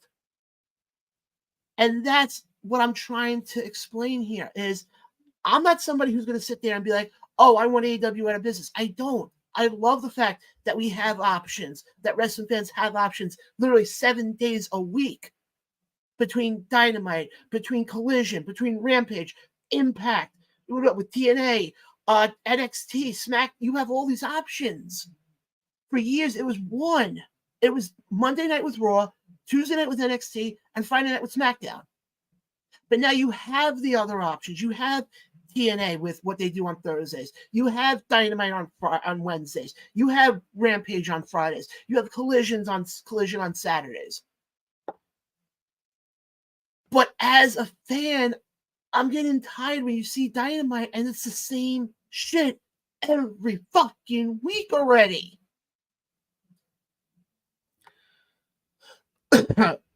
Andrew chimes in here and goes, another big indicator is that they used to have 15 million viewers on YouTube clips. Yeah, no, I agree, Andrew. I agree with everything you're saying right now. Shows you the. But Andrew, it's funny because if you look at AEW, and several months ago we had on Robin Lundberg on the show, and Robin is obviously go check out Robin's Facebook page. He does great stuff. And the problem is, when you look at AEW, there's nothing for the casual fan to get invested in. You're not going to also be flipping through the channels and be like, if you're somebody who's never watched wrestling before, okay, and you happen to flip through the channels and, oh, let me go see, wrestling. I remember wrestling back in the 90s with Rock and Austin. And also you're looking at it's like, who the hell is Will Ospreay? Who the hell is this person?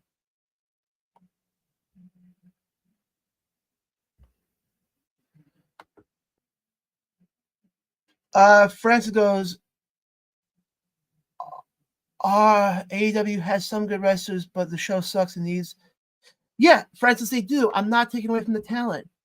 I'm not taking away from the talent at all here. But let me just see what Andrew's comment is. And by the way, I have been a big AEW fan from the start and still am. Thank you. And again, it's going to get misconstrued. I know that's what's going to happen. But my whole point is this. When you're pulling in the names you're pulling in, you should not be still pulling in 800,000 viewers. Your viewership should be at least a 1.1 or 1.2 even. Because then if you're pulling in 1.1, 1.2, then I will sit there and say, okay, you're a viable number 2 option. Because right now you got WWE up here and you got everybody else down here. Francis goes, the talent is good, but the show... And Francis, my other thing is this with AEW, and I didn't want this to become an AEW roasting session, but it's just become that. I feel like AEW tries to fit 20 pounds of fat into a 5-pound bag, if that makes sense. Where it's okay, they don't let I think that's the best way I can put it. They do not let anything marinate at all. Where you're not getting, where segment 1 happens, and it's like, okay, well, let's go into, it's like also in segment 1 happens, okay, here's segment 2, okay, here comes segment 3.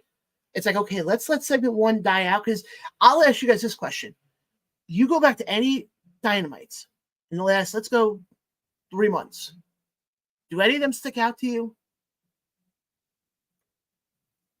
Most people would sit there and probably say no. Okay, my point is this. You look at WWE. Monday Night Raw last week sticks out to me for what happened at the end with the Wyatt Six. SmackDown stands out to me because of the Jacob Fatu debut. But not only that, though, the storytelling. That's the biggest thing I freaking push for big time. Is I push for the storytelling. I push for everything where it's,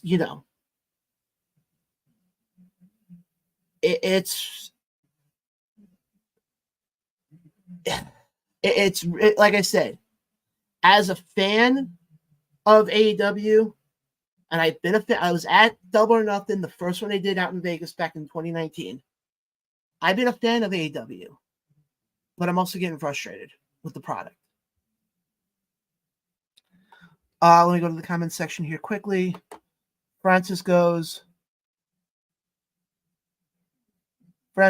Tim's not on tonight. He's going to be on next week. Yeah, Tim's going to be on next week. I'll remind this once again.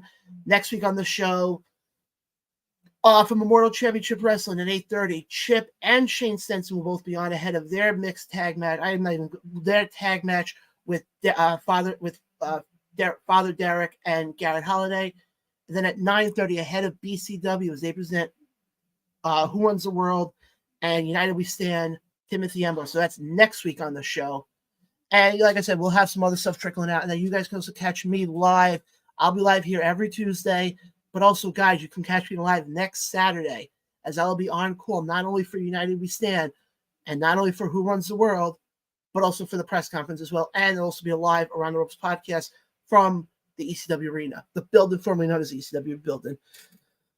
But guys, we are moments away from our big guest joining us. Former WCW, ECW, TNA, you name it. This guy has been everywhere. He's not coming out yet, but I mean, the fact that we get to talk to Facade, not to Facade. I'll see Facade next week. Like I said, Crowbar will be joining the show in a few moments, and it's going to be nice to talk to him because he has a big tag team match at the show, United We Stand. teaming up with Fatu, a guy who he's went to war with already a couple of times. And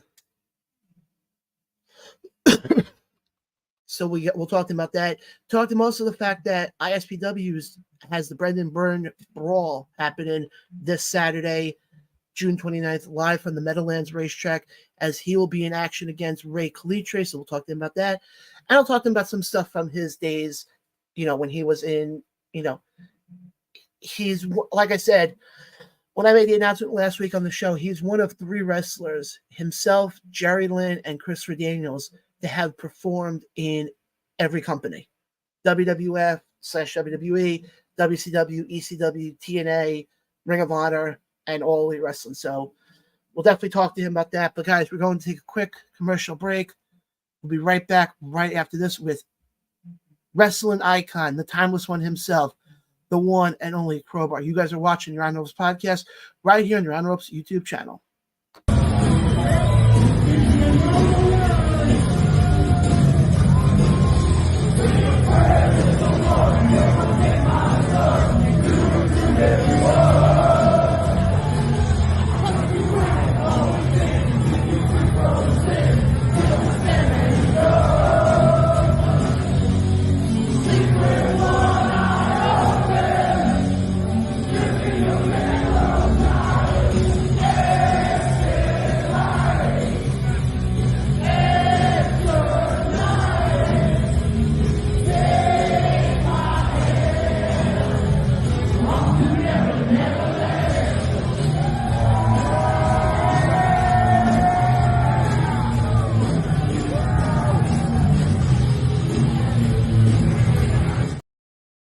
And we are back live right here on your On Ropes podcast. We're just waiting now at a moment for Crowbar to hop into the room so we can have him on. Because like I said, guys, he has a huge tag team match coming up next Saturday for United We Stand. And actually, maybe it's a good thing I pull up who he's actually facing so I don't screw that one up. Because I've had that happen to me plenty of times on the show. But let me just see something here. Give me 1 second.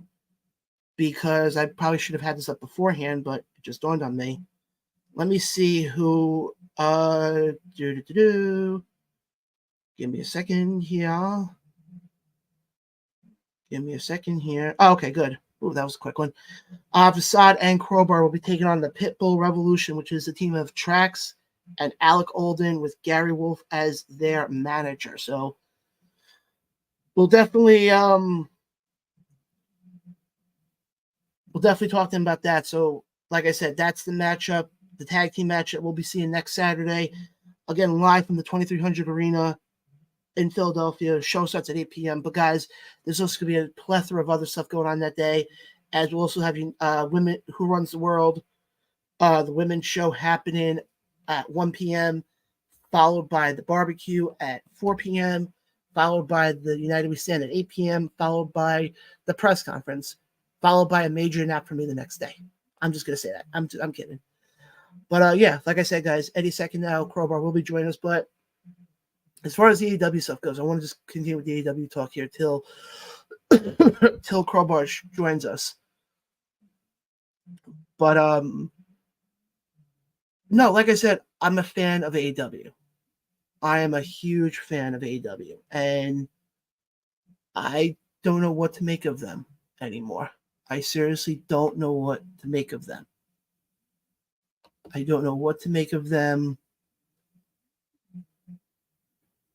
And all that stuff. But guys, like I said, you guys can definitely leave your comments in the comment section below. Any questions you guys have for Crowbar, definitely leave them below. We'll definitely pull them up as well. Because guys, like I said, it's very rare that we get somebody to join the show who never, I mean, I'll be honest, Crowbar never really made the main event scene of any of the companies he was with. But here's a guy who's been wrestling for, God, as long as I can remember. But guys, like I said, we're just waiting right now for Crowbar to join. But I also want to mention quickly, I know we talked a lot about Dynasty, but Blitzkrieg also has a show coming up this Saturday, the Luau show, the 6th annual Luau show.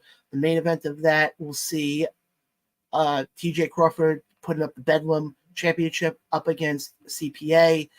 Also in action that day, Paul London will be taking on Bobby Orlando, which will be sponsored by this podcast, the Run Ropes podcast, and so much more. Guys, definitely go get your tickets. You're not going to want to miss it.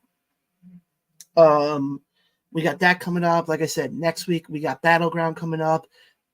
With all that stuff, the following week we got Immortal as they make their return to the Utica Nexus Center. It was also announced today that before that show, if you are an inspiring wrestler, they will have a 3-hour seminar being done by former WWE superstar and current TNA superstar / former TNA World Heavyweight Champion Steve Macklin. So I definitely would recommend, if you are an independent wrestler, definitely go to that because you learn a lot from the seminars. You definitely learn a lot. But no, I don't know if there's an issue here. Let me just guys, we're gonna take a quick commercial break here. You're watching your Unknown Podcast. We'll be right back right after this.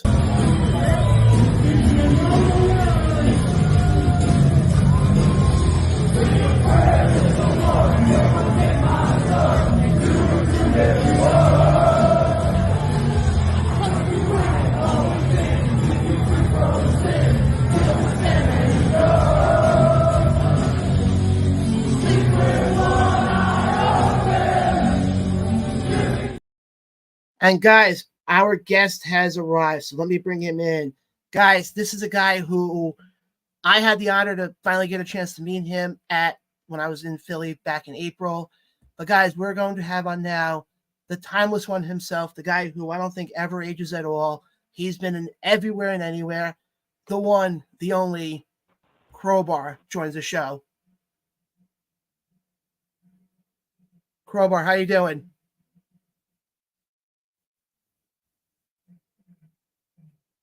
I don't know what happened here.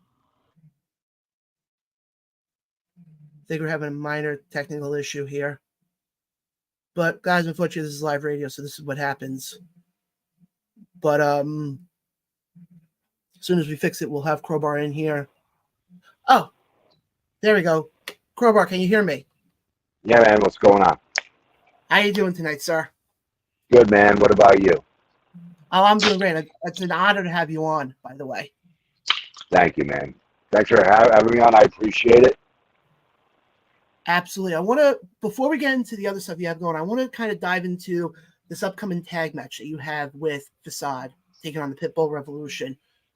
You guys went to war. You and Facade went to war, and the last couple of Battleground shows.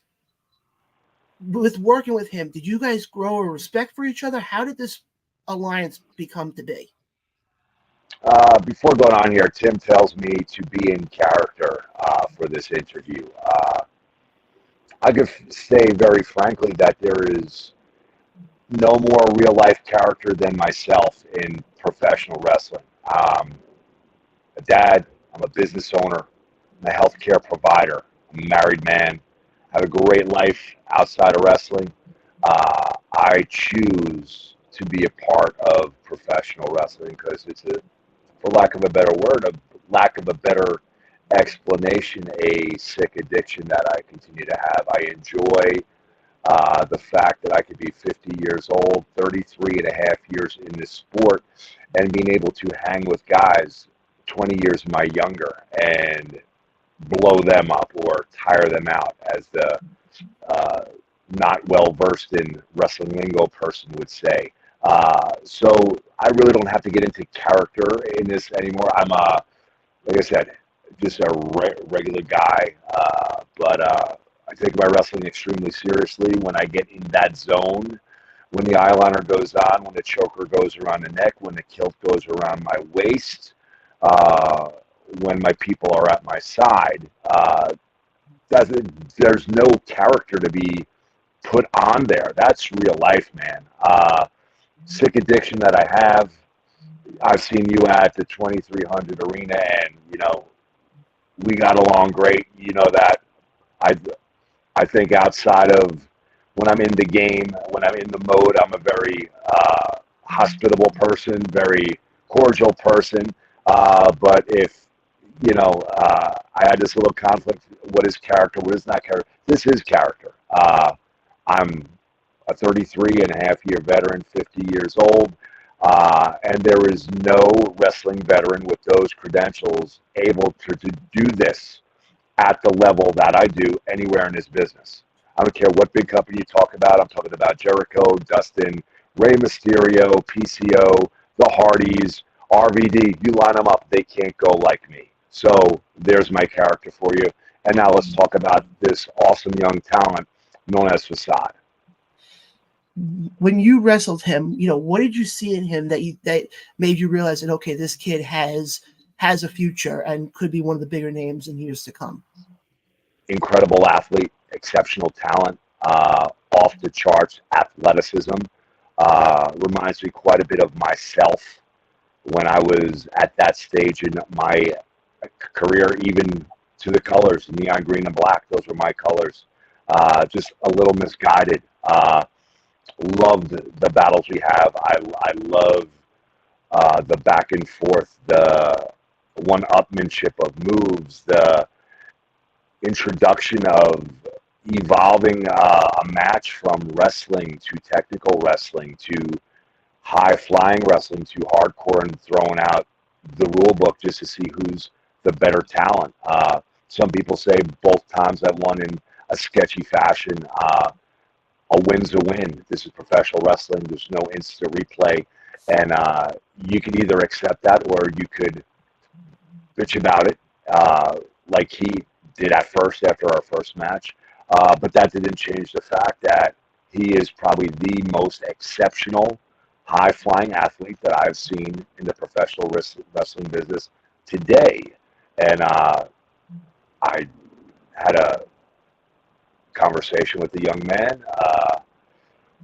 My colleagues were around, shared a glass of wine, shared some visions that I had for the future potentially, and I'm very, very confident against the Pitbulls that this merger, this agreement we have to wrestle as a tag team will be a very successful endeavor.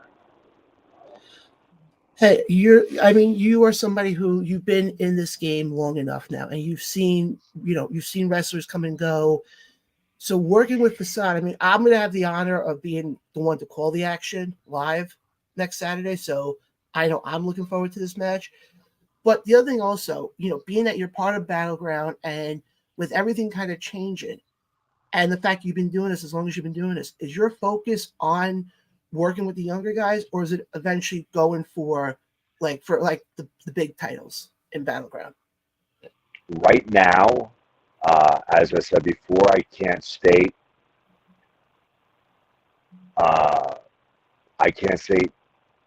any more than I have. What I admire him. His athleticism is incredible. He's no stranger to taking risks, much like me in my younger days, and much like me now. I'm just a little bit more selective when I take those risks, a little bit more calculating when I take those risks, and I think that's something that he could learn from me. I've looked at the tag team situation at Battleground, and there is no doubt in my mind that Facade and myself, if this partnership, if this agreement, if this merger happens the way that I foresee, there will not be a tag team in Battleground Championship Wrestling that will be able to stand up to us. And I agree with you. And you said this, since you've been on, but I agree with you. The pairing of you with Facade is definitely going to be interesting to see in the future shows of Battleground, because of the fact you kind of are coming from both sides of the spectrum. Facade has the athleticism, the mobility, and everything. You have more of the, you're more of like the veteran, and where it's like, okay, you've been there, you've done it. So I've been there and done that, but I would say I bring my fair share of athleticism and risk taking. So don't discount that, please. Oh no, absolutely, I won't. I saw, and we'll get into what you have coming up with ISPW here in a second. I've seen some of the stuff you've done with them, and for somebody at your age, the fact that you still take those moves, I commend you, because I've seen some of the moves you take, and I'm a lot younger, and it hurts me. It's just a testament to my background. I don't talk about it often unless asked. I'm a 26-year physical therapist, and as a result of that, I know ways to prevent smaller injuries from becoming larger injuries, what to do with my body in everyday life and at the gym. A lot of wrestlers don't know how to train appropriately. They're brought up in an environment where maybe they played football, baseball, soccer, and they learn from the team's strength coach or the high school strength coach, and they practice this caveman Neanderthal gym mentality, and they get into a program, and while they may gain strength and size, they don't know how to mitigate the collateral damage to the joints that happens from training in that fashion. In the short term, it's a great way to train, but in the long term, it's very detrimental, and it's knocked out many of the veterans younger than me between back problems, neck problems, and other problems. So that background in healthcare, in anatomy and physiology, in exercise science has helped me to keep my body in the peak condition, and has helped to prevent me from going the ways of many of my predecessors. And with all that, do you think that's basically been the reason why you've been able to have such a long career in pro wrestling? Absolutely, all those things combined.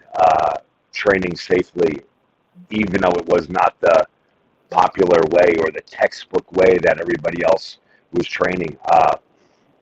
Being able to address my injuries early on. Professional wrestlers generally will let an injury go, and often they will not seek health care for it. They will try to fix it themselves. They think that because they are proficient in the weight room, because they know how to throw some weights around, that they can fix whatever is going on with weights, and very often that's not the case. Often they make it worse, and then eventually they end up in my office. All of those things, as well as just living day-to-day, everyday life. Here's a freebie for everybody out there. The majority of the neck and back patients that I see, they're not heavy laborers. They're not construction workers. They're not landscapers. They're not weightlifters. They're not professional wrestlers. They're people that sit at a desk all day. Extended sitting is hell on your cervical and lumbar discs. And as professional wrestlers, outside of taking the bumps we take, outside of a wrestler maybe or maybe not training like a gorilla and inappropriately, we sit a lot.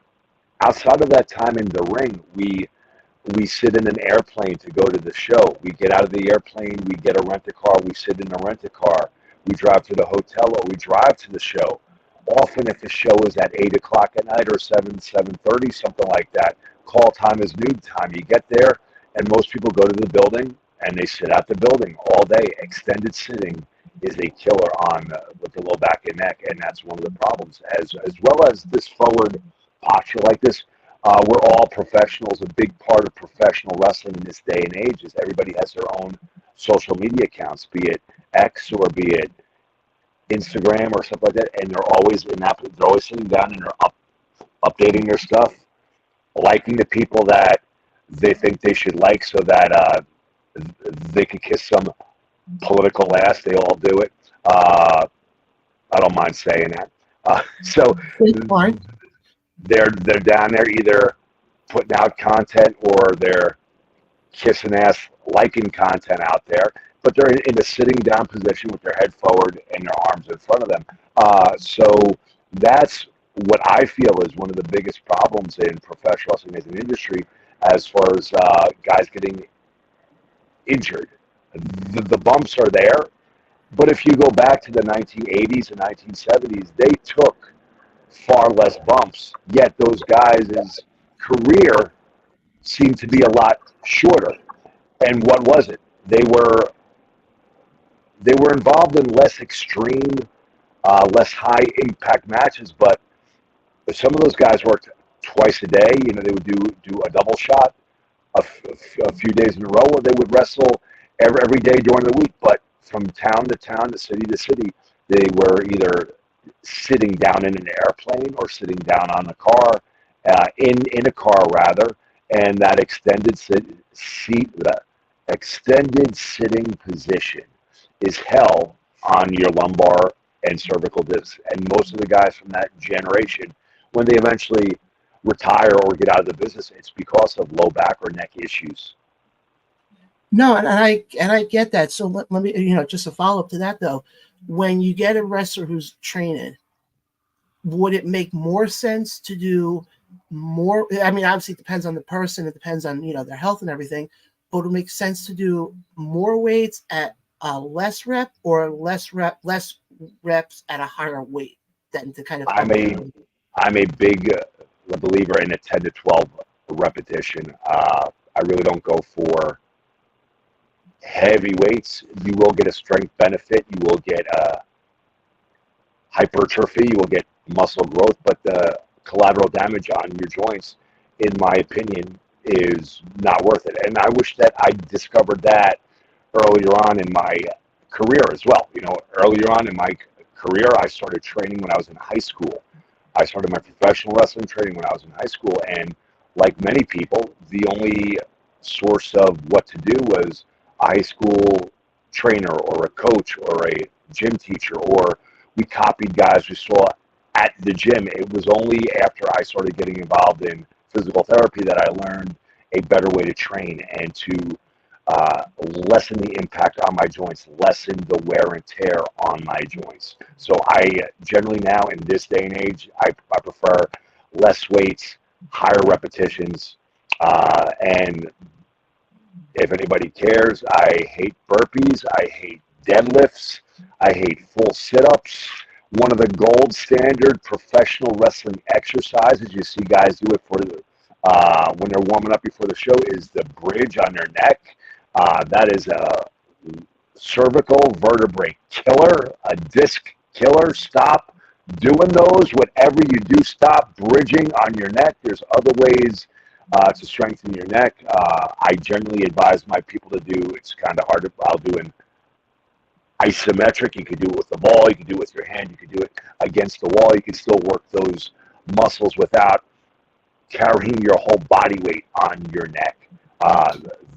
That's a huge one there. And as I said, deadlifts, burpees, full sit-ups. If you're still doing behind the neck lat pull downs or behind the neck shoulder press, I don't know what planet you're on. You're grinding your shoulders down to shit. Stop doing those. And also, I try to lessen the impact during my cardio as well. Most guys choose to run for cardio, and when you run, whether it's your ankles, your knees, your hips, your low back, we'll talk about knees right now. If you're walking, and you're just walking to get your exercise in, each step, you're hitting your joint like that. If you're jogging, you're hitting it a little bit more. If you're running, it's exponentially increased. So picture your knee, your hip, your ankle, your low back like a pair of tires on a car. What happens if you drive on your tires a lot? You wear them What out. happens? Yeah, you wear them out. So that same thing happens to our joints. So while running might be great for our heart, for our lungs, stuff like that, it puts an incredible amount of wear and tear on our joints. So I opt to do the bicycle or an elliptical for cardio. And people say they don't get the same kind of workout from an elliptical as a trail. You can. You just got to really hammer that thing. You got to work hard. You got to push. You can get just as good of a cardio workout on a bike or elliptical as you can on a treadmill. You just got to push yourself hard enough, and you'll get it done with a whole lot less impact. And I think it's just funny though, because I'm not a big gym person, but I know when I go to the gym, I know I always try to do. I never run because I'm not an athlete at all, and especially because I'm overweight. I'll be the first one to say it. I don't like seeing the image because I go to Planet Fitness a lot, and they always have the mirrors right by the treadmill. And I just don't like how when I run and you see everything kind of, so I usually just do walking, but I never looked at it from the other side of it. So I appreciate, all that. When you're at the gym, are you the type of person who has headphones in? And if you are, what music is on the playlist for Crowbar? Ever since high school and even into college and now, well, in high school I had a CD collection, so most people don't know what CDs are. But don't call me old, but I had friends that used to look at my CD collection and they said if anybody ever robbed your car and they opened up your CD case, they would think a psycho owned it because it was so eclectic. Heavy metal, love heavy metal. I love epic classical type music and soundtracks like that. Hans Zimmer, Star Wars soundtrack, Jurassic Park. I love the Pirates of the Caribbean soundtrack. Very fun music, yet very strong and inspirational. Once in a while, I'll go back and I'll have Dr. Dre or Snoop Dogg. I like that stuff too. It all depends on the mood I'm in. Sometimes there's a podcast that I'm a very, very, and it's very cliche to say, but my schedule is crazy. I own a healthcare facility. I work 50 to 60 hours a week sometimes. I'm a present dad in all my kids' activities and an active husband, so I'm active in all these things. So I usually combine either watching wrestling when I do cardio, or I'll listen to a podcast that I would like to check out while I do cardio. And when I lift weights, though, I usually need music to motivate me to lift the weights. But when I'm doing cardio, I'm usually catching up on wrestling, either old stuff or current stuff, or an opponent that I may have coming up in the future. That's when I get that watching. No, and let me take a guess. Like you were saying, heavy metal. I'm assuming stuff like Metallica, Guns N' Roses, Aerosmith. A lot of guys laugh at me. I like originals, but I'm a very big cover guy. I love hearing covers of songs I like. I feel that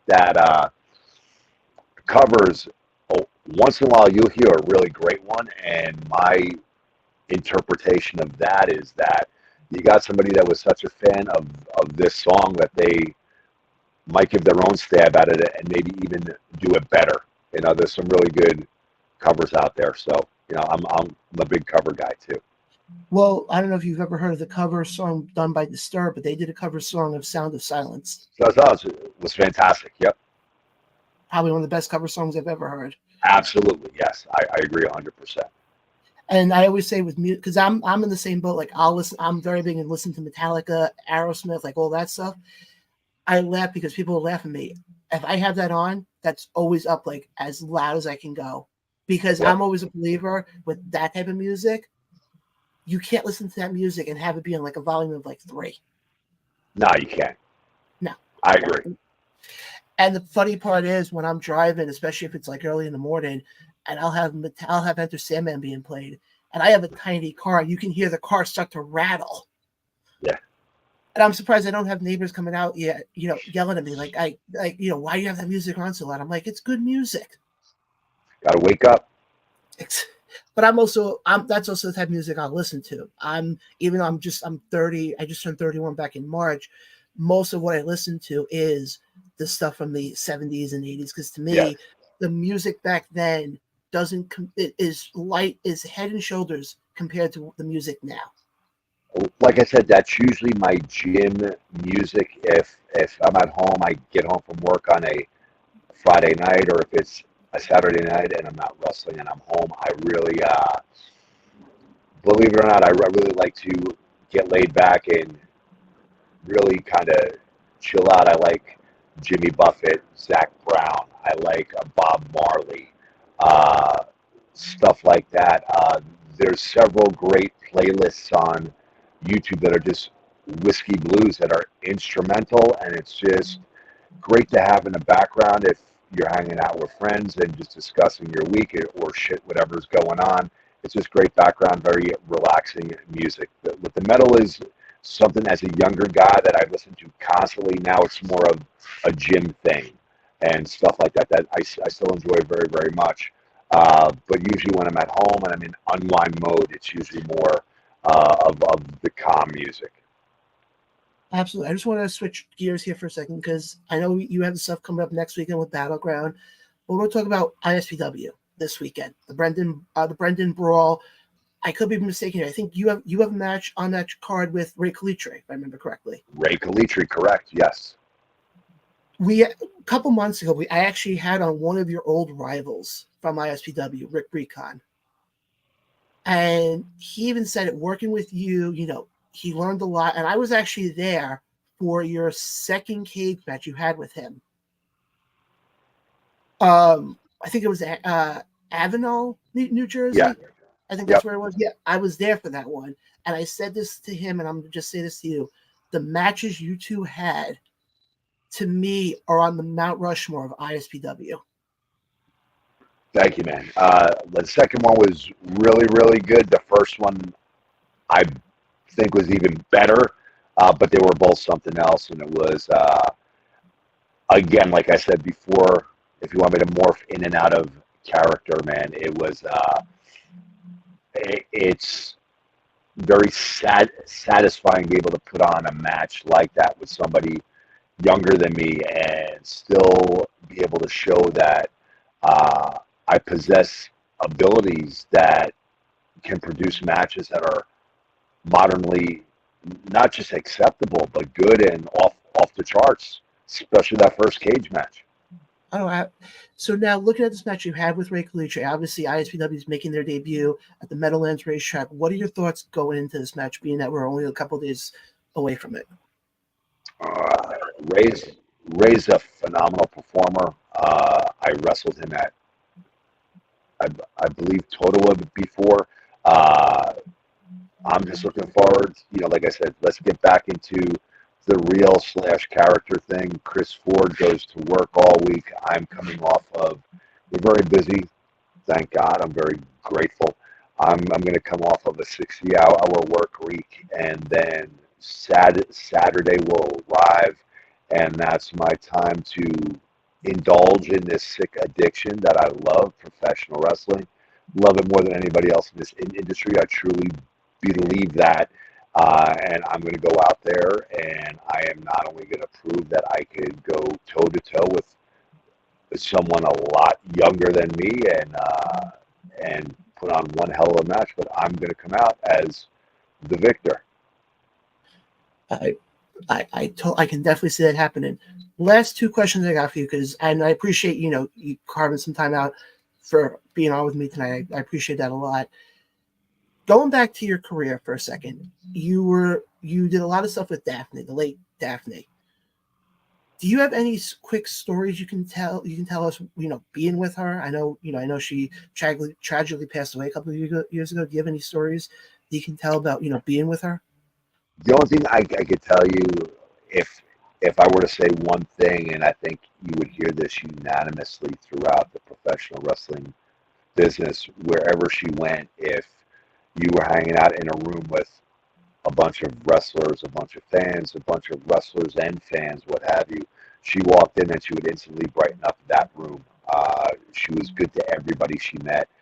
If you were a wrestler, she was great to you, but I have seen her, for example, and I think it's why her fan base is so dedicated.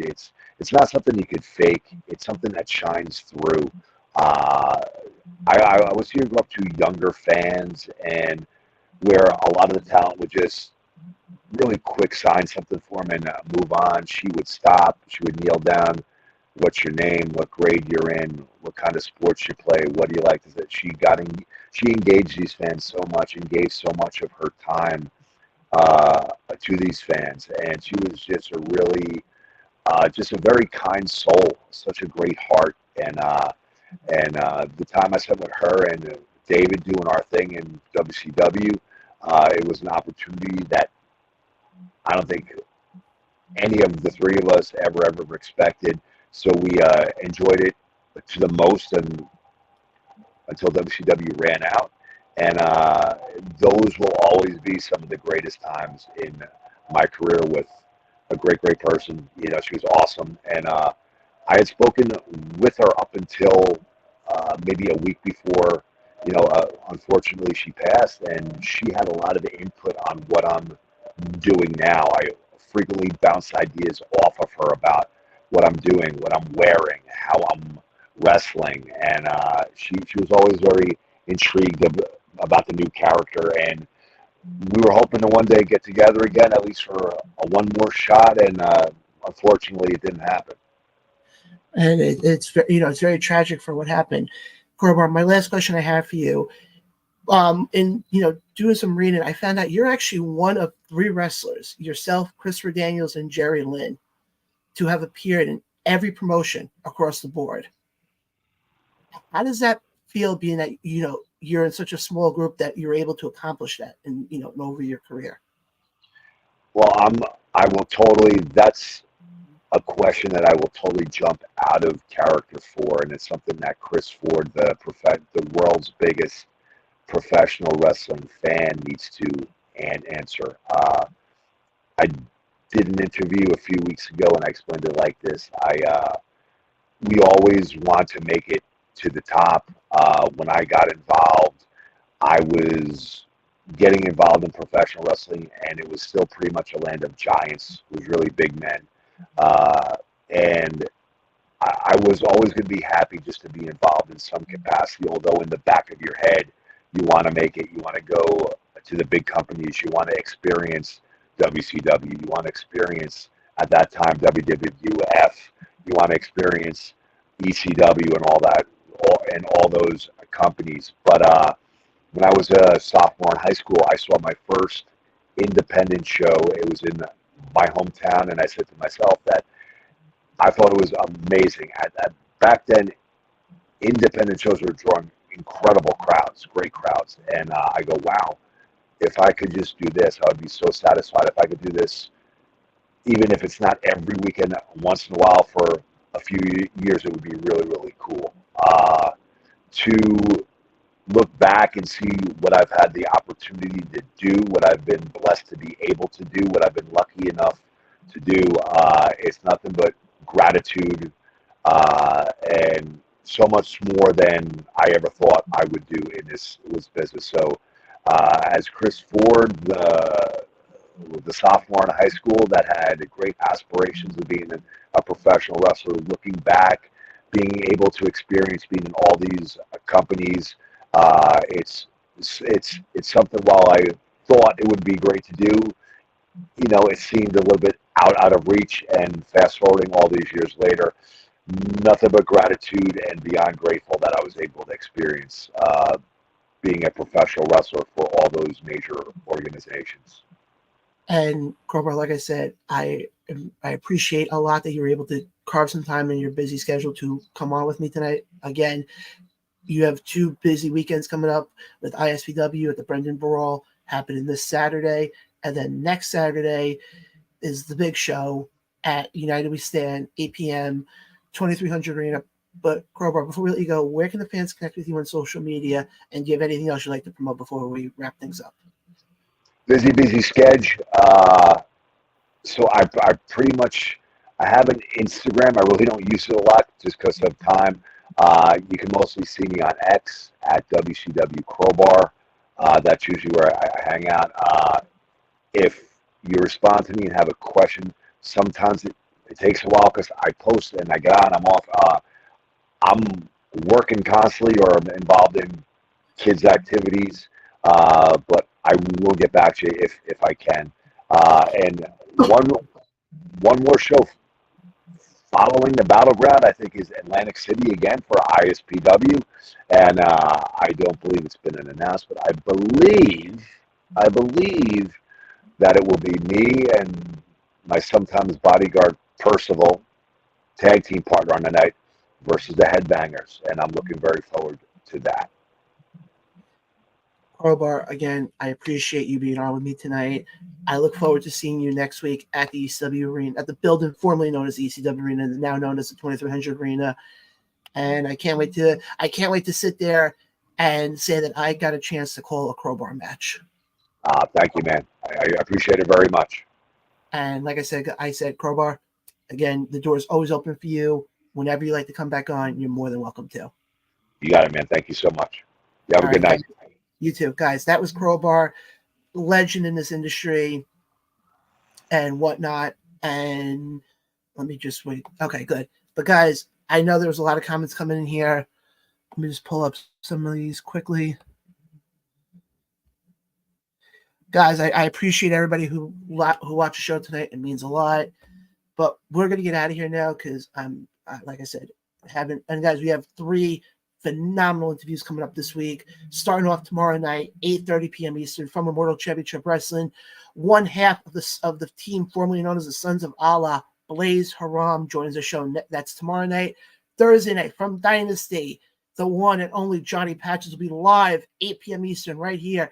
And then Friday, Johan Nahara joins me 8:30, I think 8 or 8:30. I'll gotta double check. But guys, go subscribe to our YouTube page. It costs you nothing. There's wonders for us. Go follow us on Facebook. Again, I want to thank Kristen DeVille from Dynasty for joining.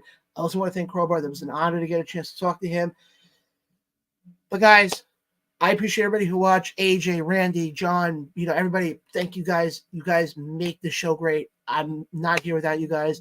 I'm not here busting my ass every week, putting out great content. If it's not for you guys. But guys, from the bottom of my heart, thank you for being there, being a part of this crazy ride. You guys are the reason why the show is gaining steam. Guys, share the show. Share it with your friends, your family, whoever, what you see here live every Tuesday night. Because, guys, we're only getting started. It's going to be a busy couple of weeks coming up. But, guys, damn well it'll all be here. And it's all going to be worth it. So, guys, again, I appreciate everything from the bottom of my heart. Thank you for watching. Thank you for being a fan. Thank you for helping me bring the show to levels that I never thought was ever going to happen. So again, guys, from the bottom of my heart, thank you. In the words of Billy Joel, last set of let me just read some comments here. Francis goes, I would love to see the show. Wait, Francis, you talking about this show or well, I know Battleground's on Kick. John, I appreciate all the support. AJ goes, thanks, Crowbar. Great interview. Randy goes, I can't even pull it. Okay, I don't know why the one with Randy didn't come up. Francis, I'm going to look into it. I'm definitely going to look into it. But guys, again, I appreciate all the support. It means a lot. Again, guys, 3 phenomenal guests this week. Blaze Haram, Johnny Patches, Johan Nahara. And then, guys, next Tuesday, Chip and Shane Stenson at 8:30, followed by Timothy Embler at 9:30, previewing Battleground. Because, guys, next Saturday is the big one. But, guys, I'm John. This has been Around the Ropes Podcast. We'll see you guys here during the week.